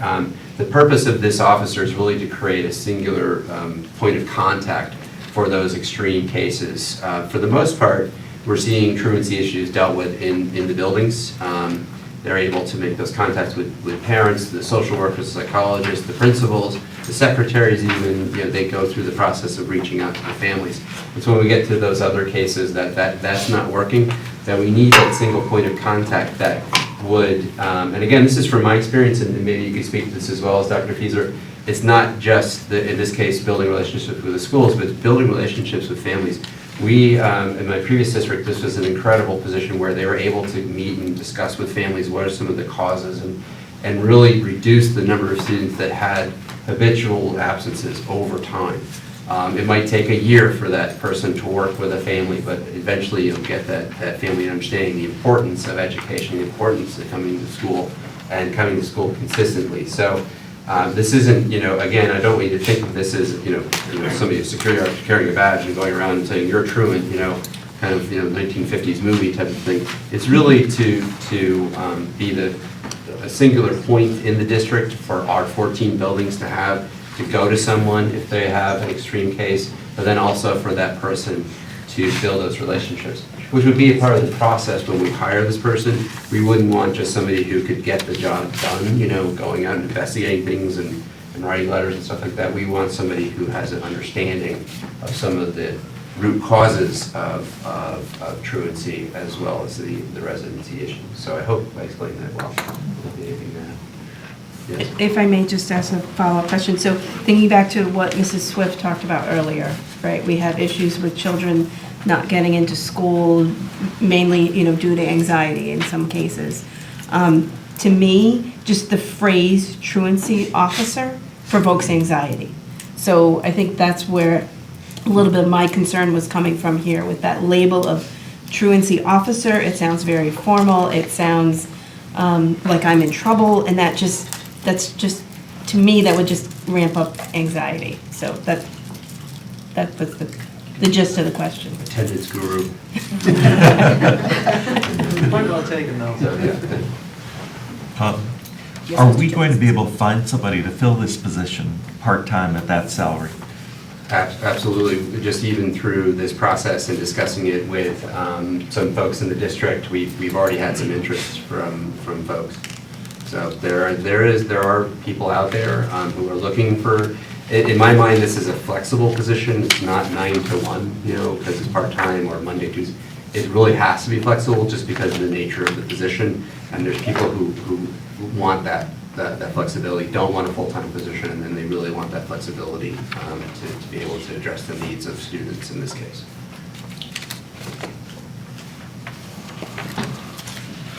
The next set of questions, we're now up to 23, is all on facilities, followed by transportation. So I'm going to turn this over to Mr. Kelly, and I know Mr. Bradbury is waiting with bated breath. He's going to quickly correct me when I mess an answer up. But, so on number 23, it's 23 and 24 are kind of related. It seems like there's a lot of money shifted this year for grounds projects versus building projects.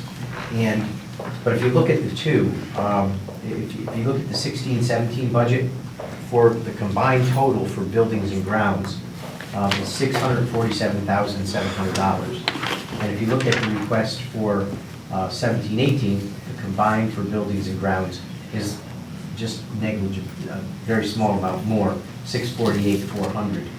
And the reason for that is the facilities director, in consultation with the principals, maintains a list of priorities for building and grounds projects at all 14 schools. In 1 year, we may have a higher priority on grounds projects. The following year, we may have a higher priority on buildings projects. And so that's why there's a shift, but overall, the two categories, we've kept them pretty much the same. And then the question is, we rely so heavily on end-of-year money, and that's true. However, it's important for the board to realize that when Pat and the principals put that list together, there's 15, 20, 25 priorities that are on that list for every single school. And if you look in our budget book, at most, we're going to priority number 2 at each school. So there's many, many things that are on the priority list that aren't getting done through the operating budget. And so we really do rely upon, if there is monies left over at the end of the year. We're very transparent. We come to you, we tell you that this is what we expect there's going to be at the end of the year. And believe me, there have been years in the past, we've been very, very lucky the past few years that there has been monies to be able to do that. But in past years, there hasn't. And there may come a day again when, just this year alone, the board may discuss, monies for ECS. So there may not be the amount of money that's available that has been in the past. So we can't rely upon that money at the end of the year. But it's important that if we do have money, that we utilize it, and that the board has traditionally honored that request of administration so that we can supplement really what we're only doing is priorities number 1 and 2, when we have so many more other priorities that need to get done, and is done with that end of year surplus money if it's available. Is that anything that you want to? Dr. Gregory? In the past years, there've been large renovations at schools.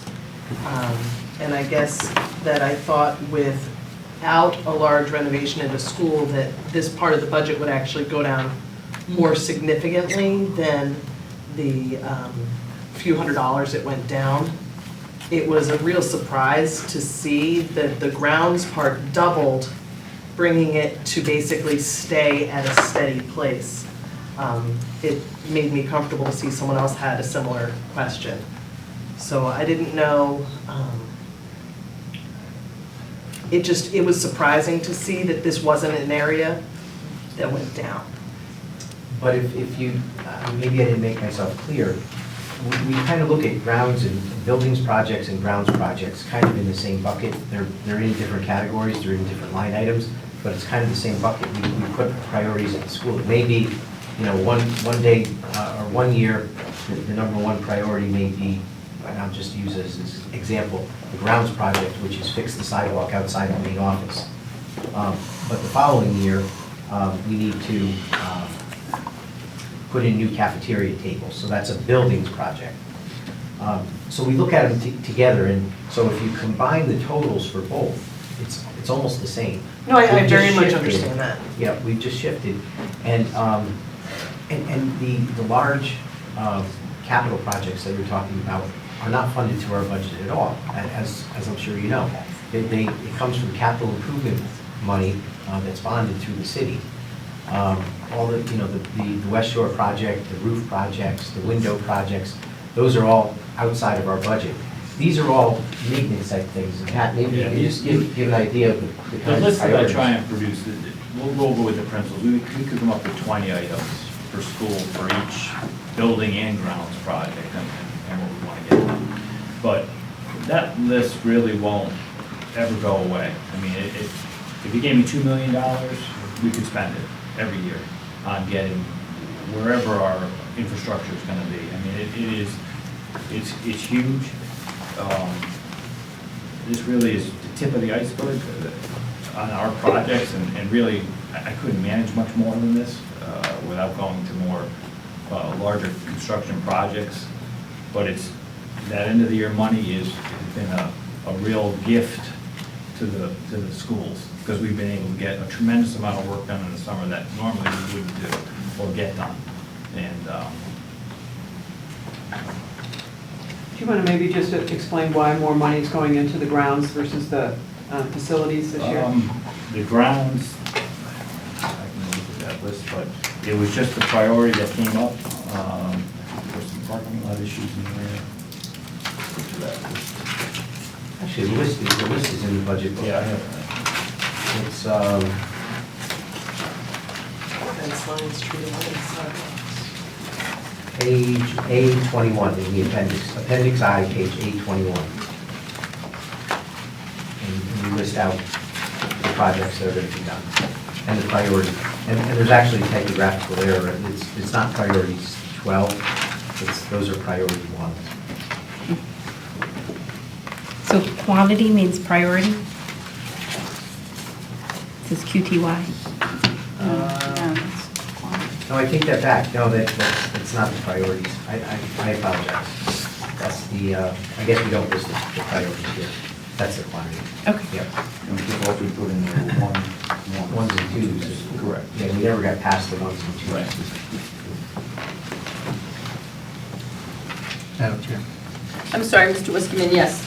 Well, I'd like to raise the question that any building and our facilities on a regular basis need to be maintained. I know that we have, critical maintenance items that we incorporate in the budget, but if we are depending upon occasional surpluses at the end of the year to do maintenance, I think that we really should rethink that, and itemize those maintenance items and have them budgeted as maintenance items so that the facilities are maintained at a level that they should be maintained at, and that we don't risk deterioration of facilities because from time to time, we push off maintenance. Pushing off maintenance is a thing that will come to bite you when you do it too often. And you really should budget for the maintenance. And I agree that these are important things to do. I just think we should actually budget for them. We know what has to be done. We have lists of what has to be done. I know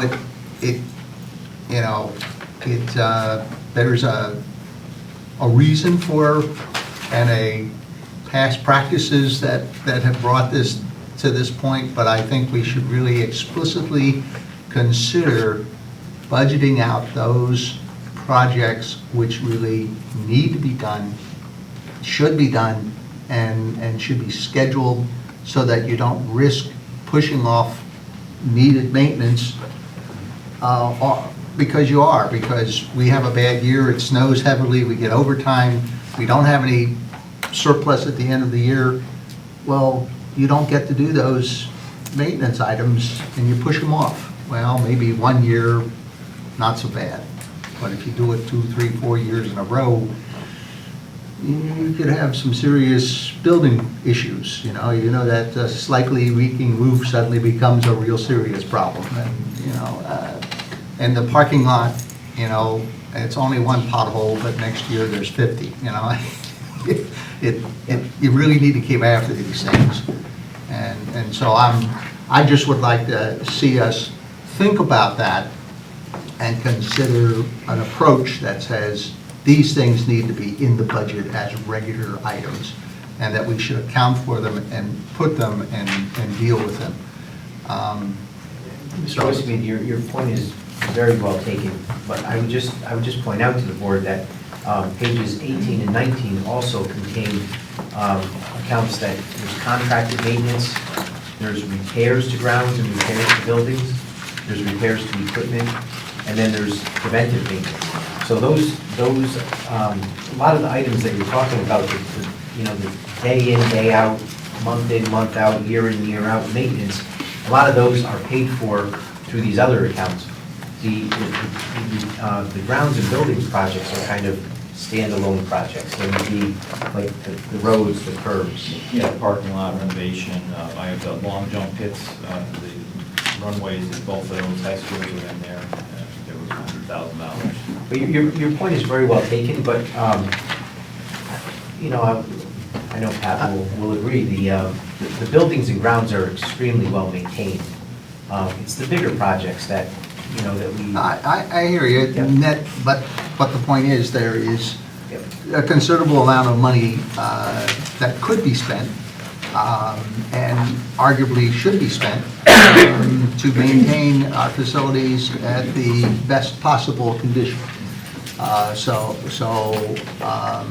I just think that we should explicitly take that into account, that's all, and try to set aside the money for those explicitly. I think for me, it's finding the balance between the different needs of the school district and at what level do you fund all those needs and where are the priorities? We could probably earmark 4 times as much money for these grounds and buildings projects as what's in here and justify that, they're needed. But at some point, you have to decide, at what level do you fund it? And what I'm hearing from administration is that, they're looking at the top, maybe 2 priorities per school as being the biggest need. I'd love to be able to do more. I wouldn't, yep, I hear you though, I do hear you. Mrs. Federico? To be clear, we are budgeting $650,000 towards those projects, Mhm. correct? Correct. Right. The concern probably comes more at the end of the year when we may have to take that money away if there's something else came up in the budget. Had we put more in, then we would have more to work with, but. It's balance. But it really is, balance. yeah. You're looking at the need and the the hazards, it's a balance, and we take it seriously. And there are years where you have more money and we do increase the number of projects, but at a minimum, we're asking for 650, right? That, you're asking for 650. Yeah, we've kept it relatively stagnant from last year to this year. Anything else on that one?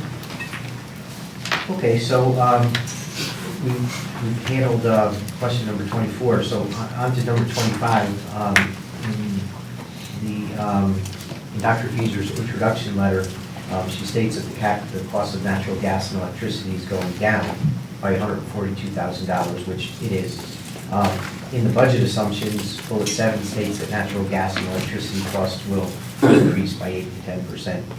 And when we're putting the budget assumptions together in this case, August and September, bringing to you in September, we look at a couple of different things to derive our projections or to derive those assumptions.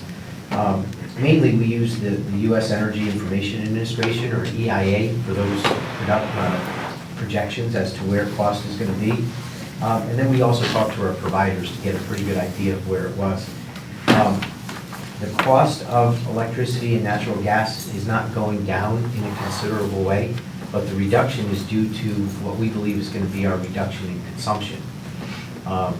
We have a preliminary, this is our preliminary estimate. We don't have anything to base it on, but we believe that we'll have the solar panels in place next year. We believe that there will be some savings, and so we're projecting some savings in electricity. And in addition, we will continue to use less electricity. So that's where we came up with the number that we asked for in the budget, which is a reduction. Mrs. Krasinski has a question? We anticipate the solar panels going up this summer? Yes. At 4 schools, a minimum of 4.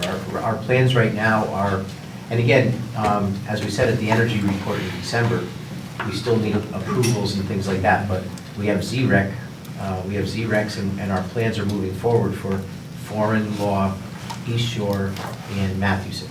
And then we have ZREC applications in for the 4 elementary schools that we did the roofs this past summer. And so if we receive those, potentially we could do those next summer too. But at a minimum, our goal is to have them up at those 4 schools. And has the city approved this? No, we haven't gone to the city yet. We have to first go to the Planning and Zoning Board for Statute 8-24 approval. And then if they approve it, which we expect that they will, it would go to the Board of Aldermen. And we're thinking a February or March timeframe for that. Okay. Number 26. Okay, so all buildings seem to have a proposed decrease with the exception of West Shore and a slight increase at central office. The answer for West Shore is we learned from East Shore that when there's a major construction project going on, that we consume a lot more electricity. And so we budgeted for what we expect at West Shore, which will be using more electricity during its major renovation. And the slight increase at Parsons is simply based on the small increase that the city is billing us for. The city bills us for our portion of electricity in the part of the building that we use, and it's going up slightly, so we requested that in the budget. Number 27. Can we explain why 10 buildings have decreased gas costs, but 8 buildings have increased gas costs? And the large decrease at East Shore and comparatively the large increased cost at Law and Foreign. That'll turn to you on this one. Thank you. This is, the biggest, the reason for the cost at East Shore is I was having a very difficult time with the contractor, the heating control contractor, to get that under control. That was still being commissioned, and I didn't get control of the building. And I really couldn't get a handle on it until then. Since we've taken over control, I've been able to reduce that, that load. I've been able to adjust things so they're not running as long as they were for their commissioning process. That's the big increase. When we were doing East Shore, in those budget periods, when we were putting the budget together, I was getting huge jumps in usage. And I couldn't figure out why, and I thought it was just the way the building was gonna be in the end. I mean, I had, these energy recovery units were going about 20 hours a day that I couldn't understand why, and they had it for commissioning, so I was able to pull those back. And of course, after that, the budget time has passed, and now I have real numbers. As far as the gas numbers go for the rest of the schools, I've kind of have redone and recalculated for the past 4 years. I now have good data, good CCF information from all buildings. Foreign went through a renovation a few years ago, and now that's back online. East Shore is now back online, so I have good control over that, and my numbers are right. So I've kind of realigned everything with a good average. And so when we have an increase in excess in that count or over in that count, it'll be to a degree day if we have a cold winter or a warmer winter. That's why some of the fluctuations are. I'm not 100% positive why I have a difference in law and foreign. I had a big usage in foreign. We actually had a lot of facility use programs going on there the past year. So I'm really trying to hone in on and give you a better explanation of why the difference is there. I don't understand that. But I have realigned all the CCFs and the kilowatts. So now this year we have a good average. So now we can have a good benchmark to go up or down depending on how hot or cold degree days or cooling days that I have during that year. If that helps. Mr. Whiskeyman? Just a side question on foreign and law. Foreign is the only one that has the natatorium, isn't that true? So isn't there a lot of energy used to maintain the water temperature? There is a lot of energy. We've made some changes there when we did the renovation. I'm looking to make one more heat exchanger change to hopefully knock that down in the winter. But yes, that's a big use up there. Yeah, I would think that would be a big heat sink. Yeah. Okay. And, but we're looking at a lot of those things. I'm really trying to control that schedule with temperature and the run times of the building. It's taxing. Any other questions on this one? Okay, so moving on to transportation, how many special ed aides and van drivers do we employ? We have 4 special ed vans, we have 4 special ed paraprofessionals who drive those vans.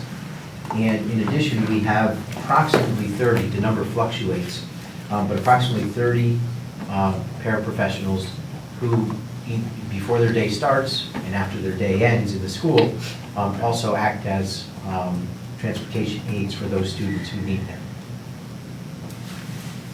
Okay.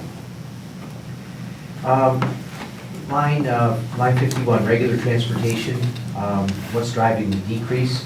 I spoke about this during the transportation report, and then we talked a little bit more about it during the quarterly report this past Monday night. But as you know, when the board lowered the walking distance guidelines, we made an estimate of what the cost would be to put those new students on the bus.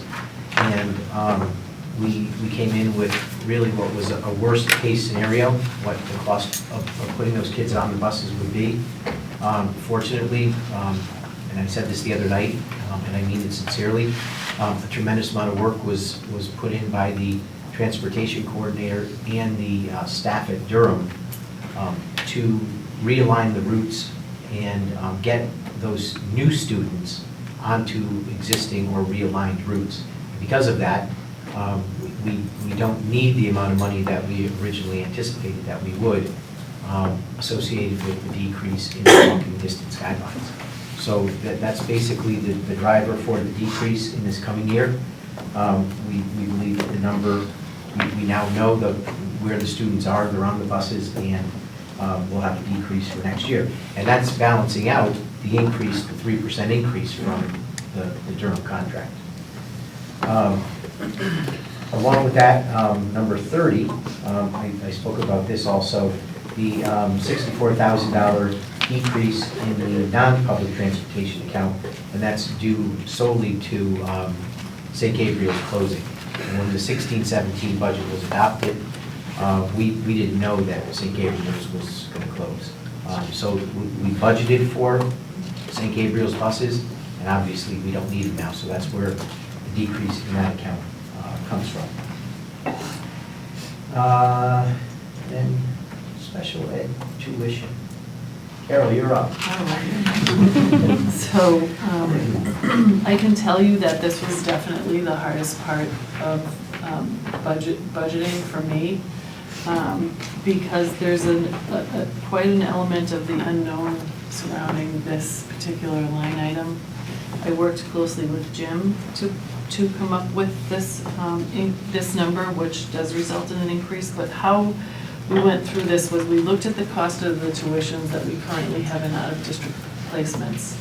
We looked at the number of those students who will be graduating or who have turned 21 this year and will no longer be on that list next year. We looked at the list as well to say how many of these kids do we think we may be able to return to our schools based on the progress they've made.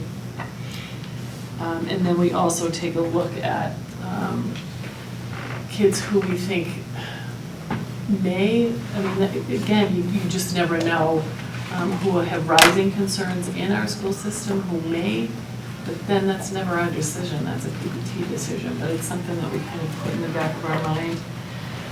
And then we look at trends across time of kind of the numbers, because I don't know if you know, but for example, I could go into work tomorrow and receive a fax that says, you know, we're sending a student from town X whose parent was just incarcerated to Boys and Girls Village, which means they're no nexus, and they now are assumed by the city of Milford, and we will add an $80,000 tuition to that list tomorrow. I mean, it can happen that easily, and we have no control. Sometimes we will go and offer up the programs we have in Milford for those kids, but for reasons that are beyond, for reasons that the support systems that surround this child, it's not in their best interest to come to another public school at this time. So it's that volatile, I guess I'll say. So we kind of look at trends across time and try to make a reasonable estimation of what we anticipate that tuition to be on actual numbers. And then we also think about the rise and increase in tuition that happens annually as well. So with help from Jim and help from my office manager, who's very experienced in this, and with the hard data that we have, that's the process we followed, and that's how we come up with that number. And again, there's an element of unknown to it.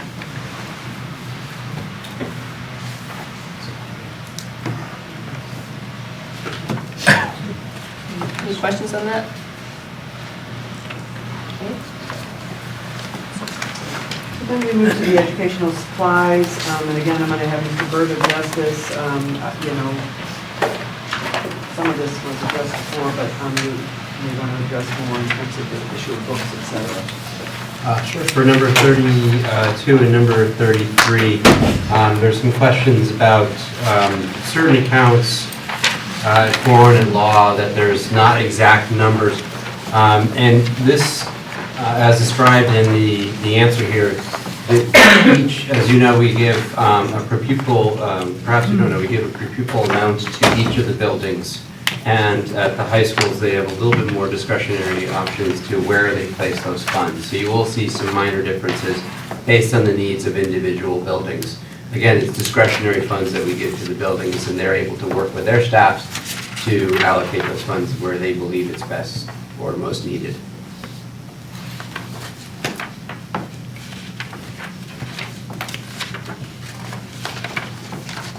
Questions? So number 34, should there be an increase in the amount of money available for books at the ELA workshop program? My answer, as you can see, assumes this means K through 5 or pre-K through 5. And I would say that looking back through the past few budgets, that the classroom libraries have been greatly supported, as well as the current budget. So at this time, the district does not see a need to increase the book budget at the elementary level.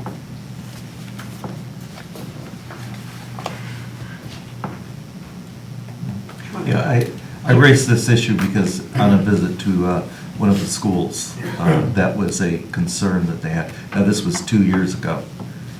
I can tell you through the redistricting process, we did allocate, and you can look at the past budgets, a significant amount of money to ensure that as people made transitions into different buildings, that there was an equity of resources in each of the buildings.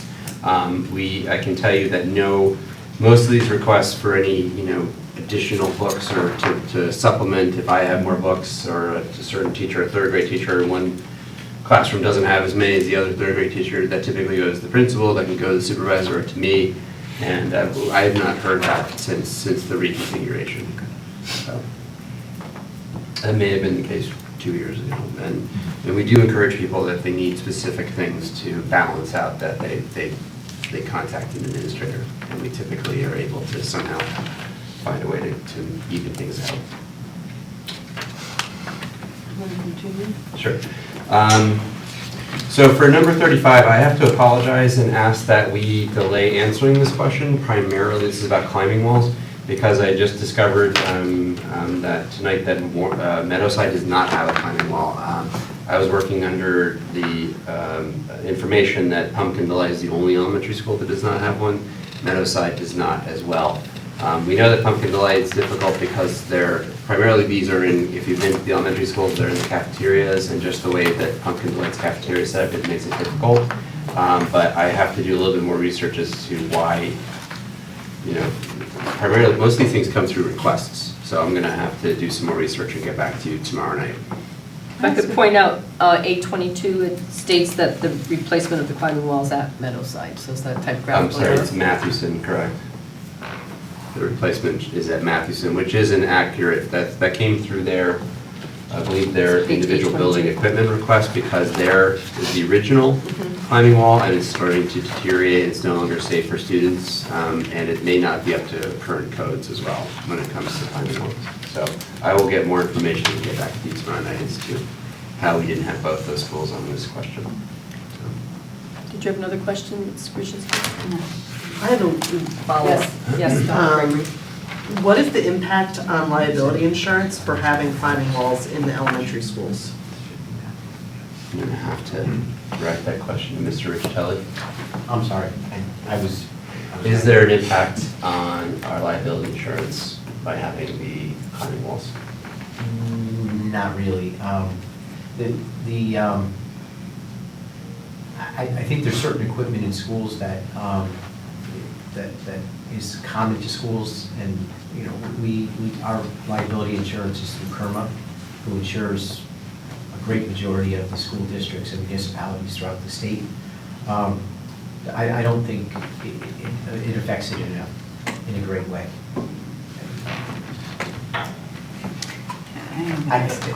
Let me just say, I've never heard it raised. They do annual assessments of the schools, and it's never been raised since I've been here.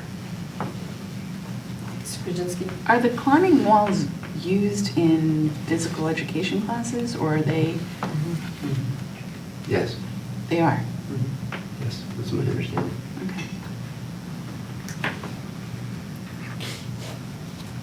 Any other questions on this one? So number 36, so what are the switches, $53,000 in switches? This is part of our infrastructure for our network. Recently, we upgraded our pipeline, or our access to the internet, to 10 gigabytes, which is a massive pipeline for lack of a better word. That gives us a lot of accessibility, and from building to building we obviously are increasing the number of machines that we have on our network, and the demands on going out to the internet, in essence, or going out to a number of our programs.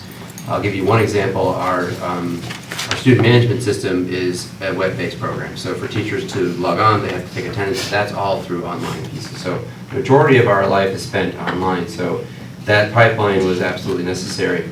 So you can imagine, you have this brand new pipeline coming in, or brand new plumbing coming into your house, and you have an old 1950s kind of, faucet with you're really limiting, it's old and rusted, and it doesn't allow for all that fresh new water to come in. really bad analogy, but we'll go with it.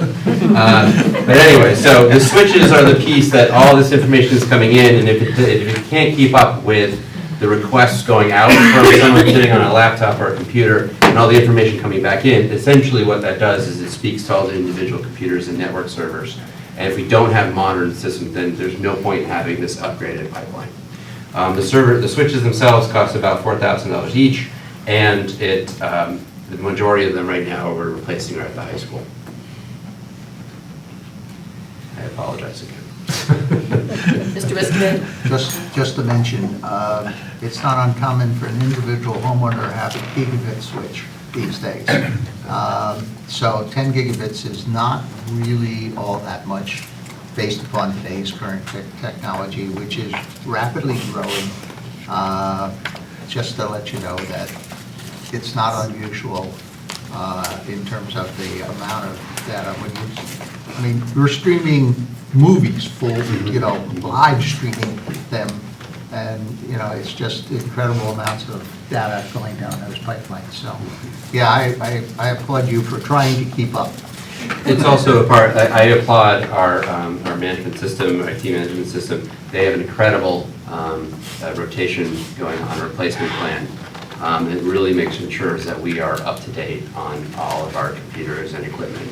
As you know, demands just keeping, especially with all of our, as you may not know, our science tests, the CMT and CAP, are now online, where they used to be paper and pencil. We're assuming that the SAT will migrate online.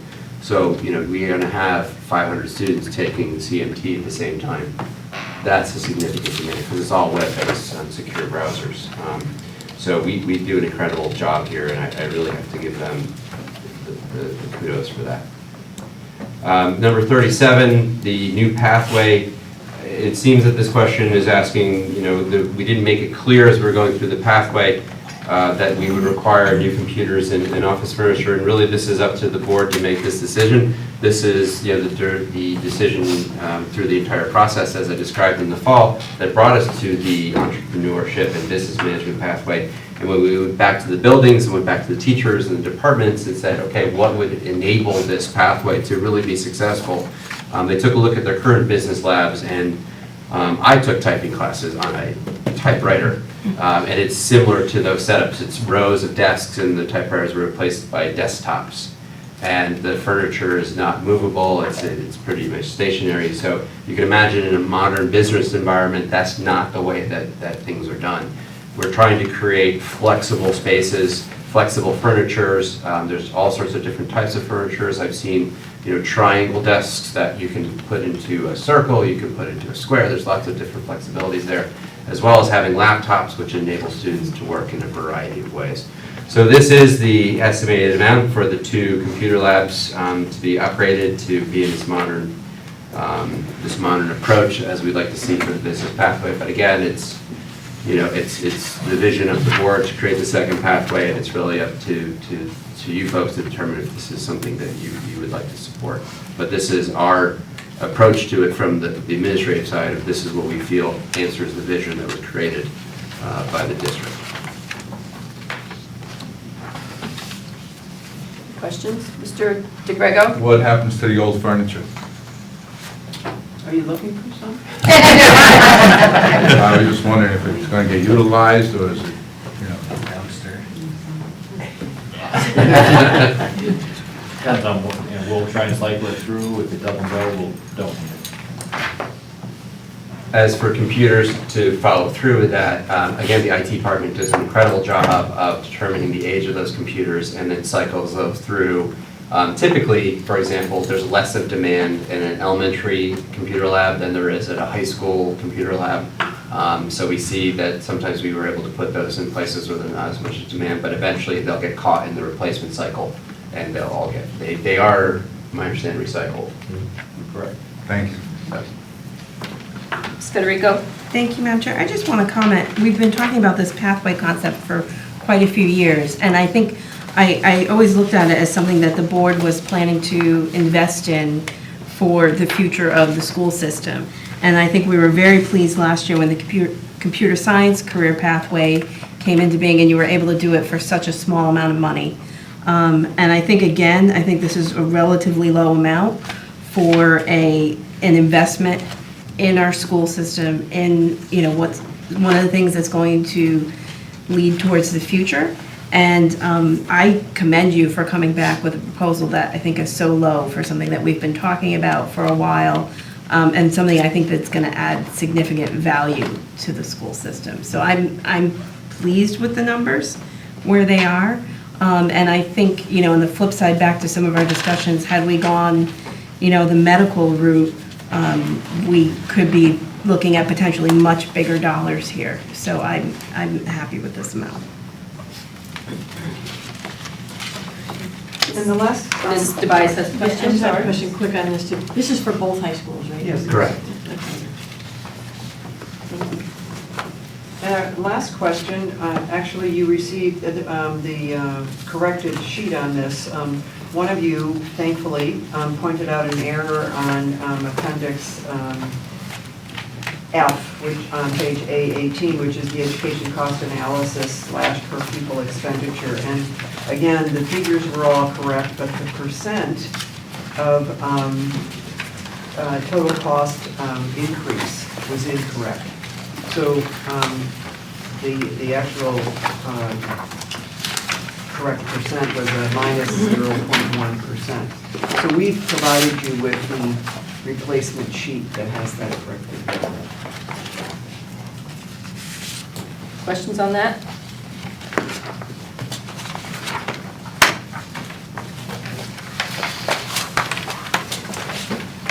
So that's the end of the question. Oh, Ms. Federico? It's not on that, but if we're at the end of the questions, may I ask one follow-up question? Yep. That came up. Oh, certainly. Yeah, Tonight? and then I have something too. Okay, sure. So as we were discussing tonight about potential cuts in state funding, I was looking at the information on page G1, which is the list of grants, and I was just wondering if you could provide an indication on each grant, whether it's from the federal government or the state or some other source. I read the narratives, but I can't always tell who the actual source is, and I think that would be just helpful information for us to have.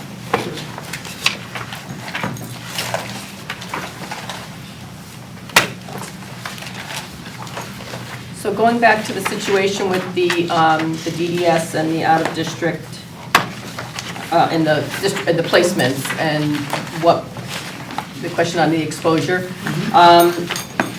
can we get a legal opinion on the board's actual financial responsibility and the board members' personal exposure, please, for tomorrow, if possible?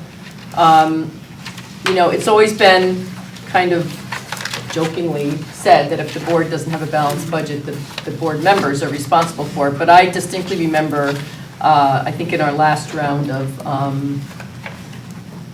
orientations, Attorney Dugas just kind of disputing that. So I think we could get some guidance on that. I heard what you said, and I think the perspective that you gave, that at this point, we're not being told that we have to pay this, and that it's just an opinion has been put out.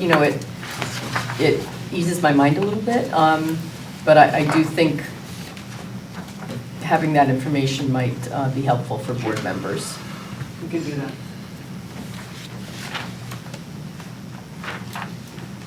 Are there other questions? Any other additional information that board members feel they need at this time? Mr. Whiskeyman? Just in general, I'm curious as to what the current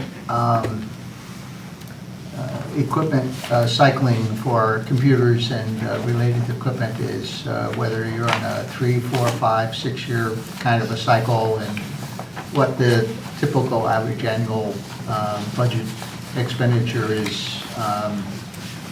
It's probably in here somewhere, but I didn't see it explicitly stated in terms of your IT type of expenditures projected on a year-by-year basis, because obviously this is the kind of equipment that goes obsolete rather quickly, and some some institutions like to keep it very current, others like to stretch things out as much as possible, and of course, school districts tend to not want to spend a whole lot of money for computers if they don't really have to. At the same time, recognizing that it becomes more and more an inherent, integral part of the educational process. So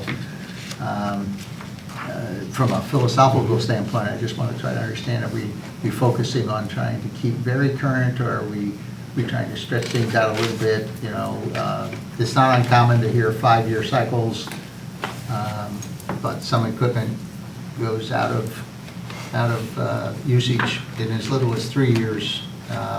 And for those who are really, really current, every 6 months they can't get a new phone, you know, so what can I? We don't do that. But I think that in terms of, you know, how we're maintaining our environment from a technical standpoint is something I'm interested in and supportive of, to the extent that we can, you know, manage to do that. Thank you, that's it. I know we're going to be going to Windows 10. About time. Good luck. I wanted to ask a follow-up question on the literacy coaches and the math coaches. Does every elementary school have one of each? A literacy and a And a math math coach? coach? Yes. So, you know, I'm a little stuck on this. You know, we have 2 schools. If you look at our 2 smallest schools versus our 2 largest schools, you know, you have a building that might have, say, 14 classroom teachers versus 21 classroom teachers. So clearly the one math coach and one literacy coach in the smaller school is servicing a much smaller population of students and staff. So how do you justify maintaining, you know, one each when you have such a disparity in building size?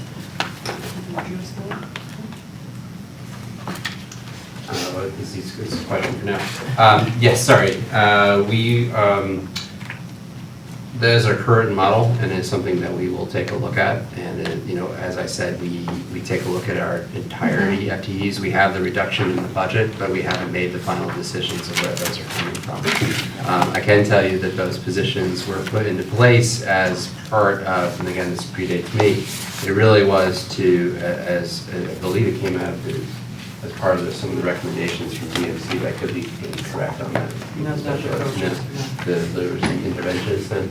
But these positions, you know, if we were trying to make any switch and any kind of change in instruction, you know, to a previous question about pulling teachers out to come here to do training, this allows for job embedded training. But your point is well taken, that, you know, you have 25 staff members versus 12. I don't question the validity of the position itself. It's a correct. great It's the position. ratio. It's just the ratio of staff to. It's a point well taken, and we will, that's something that we're going to review. Another piece that we've become mindful of also, it's not just the issue of how many teachers, it's how many non-tenured teachers are in a building. Because the That's a good coaches, point. the primary responsibility is working in the classroom with teachers. So that's another piece. As we have more and more retirements and we have new, you know, so many new teachers coming on board, that's actually across the whole system, but that we're looking at as well. Thank you. Any other questions or follow-up needs? Okay. I'm sorry, go ahead, Dr. No, I was just going to ask so for tomorrow evening, is there any other area that you would like us to concentrate on as far as examination for the budget? I mean, we have about 4.5 questions here about the coaches, but, you know, so, or not. I can just say generally, I was pleasantly surprised and very shocked at the low increase, that you were able to come in a second year in a row with such a small increase. And I appreciate the time that you clearly took to go through the budget with a fine-tooth comb to find areas where you could reduce. And, you know, using, I think, probably past budgets in terms of where you see trends of decreases, continuing the trend, rather than just rolling up numbers. So, Dr. Gregory? I'm just also very pleased with the care that goes into the answers we get. And so, it really means that you don't have as many follow-up questions because the care goes into the question, the responses. So that's very helpful. Mr. Jagosinski? Is there enough tomorrow night to meet, or can that be handled next Wednesday?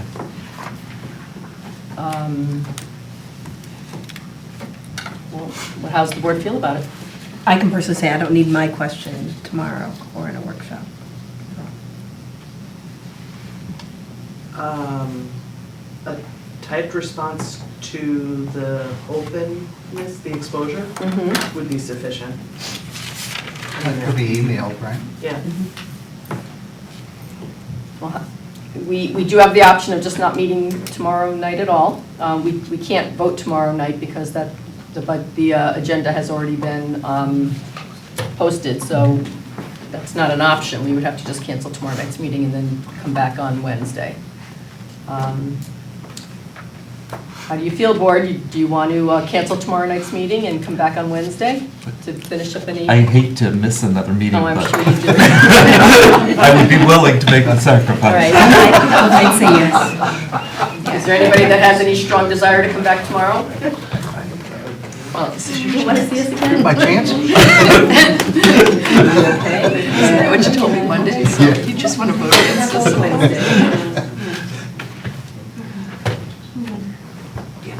I have one. Yes, Mr. Muskegon? In looking at the budget summary, I mean, it's clear to see that, Which page are you on? I'm on page V for 8, Roman numeral 8. Roman numeral 8. The budget summary for 2017-18, okay? Hey, we stopped doing Roman numerals a long time ago, right? I was just there.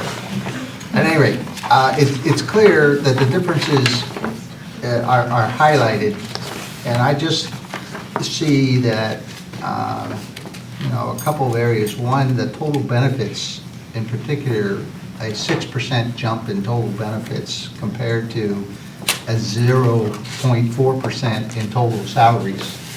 And I did look to see that was related, I believe, largely to the over 65 benefit. Could you just address where, is that the insurance company or and pretty much out of our control kind of a thing? It is. It's Anthem Blue Cross that provides our over 65 coverage. And each year we get a preliminary premium, which is what's in the budget now. Then we have, the city has a health insurance consultant, and now the health insurance consultant will beat up Anthem as much as they possibly can do. And so it may come down slightly, but it's not going to come down in a great way. The thing that alarms me is that's half of the total increase that we're talking about here. And that's been the nature of... And it seems to be spiraling out of control. It's just,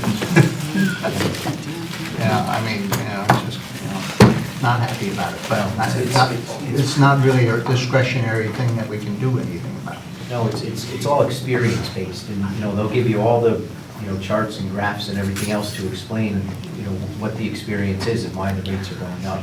But to change them in a drastic way, it's just not going to happen. The coverage is the coverage, and it's what that coverage costs. Right. And the other thing, we talked about the total tuition costs, and there's a big increase here. And I know that I'll be meeting at ACES on Thursday, where we'll be discussing the same kinds of things, because they're impacted by the state impact. And in turn, their actions may come back to hit us also, because they may be talking about finding what they have to do. And since we use their services, next year it could end up impacting our budget. So in terms of looking at what you've already expected, we may want to take another closer look at that and keep an eye on what ACES does or anticipates doing, and I'll keep you informed as best I can on any any likely impacts that are coming from that direction.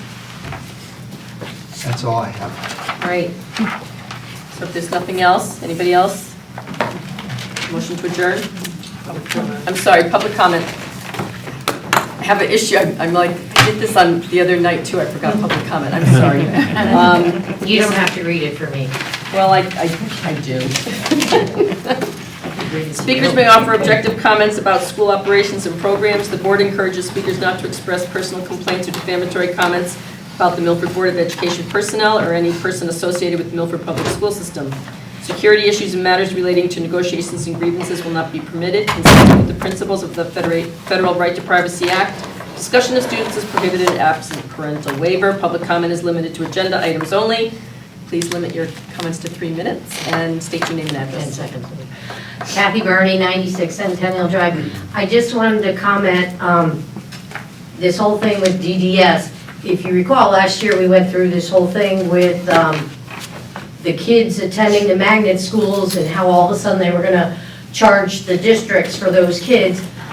We were able to enlist help from our state representatives, and they were very good at kiboshing the whole thing, because that was going to be a little bit of a hit. Has anybody contacted our state reps about this? And, you know, is that another area besides, you know, the legal aspect of it? Has anybody contacted anyone in that regard to see where we could get more help in making sure we don't get hit with 1.5 million? Just a thought. Right, and we have been informally, you know, I certainly have. And as I indicated before, I know that the Superintendent's Association formally has, in fact, they asked all of the districts to provide them data so that they can, you know, mount this campaign. My sense is that the legislators are caught between a rock and a hard place. That's my sense. But you did a very good job with the budget. You did a nice job. I wasn't supposed to respond, sorry. Any other public comment? Okay, seeing none, I'll entertain a motion to adjourn. Motion to adjourn? Second. All in favor? Aye. Any opposed? Motion carries unanimously. Are we Wednesday, so we will meet again on Wednesday at 7 p.m. Yeah, so I'll cancel, Tom, I'll see you at 7 tomorrow night.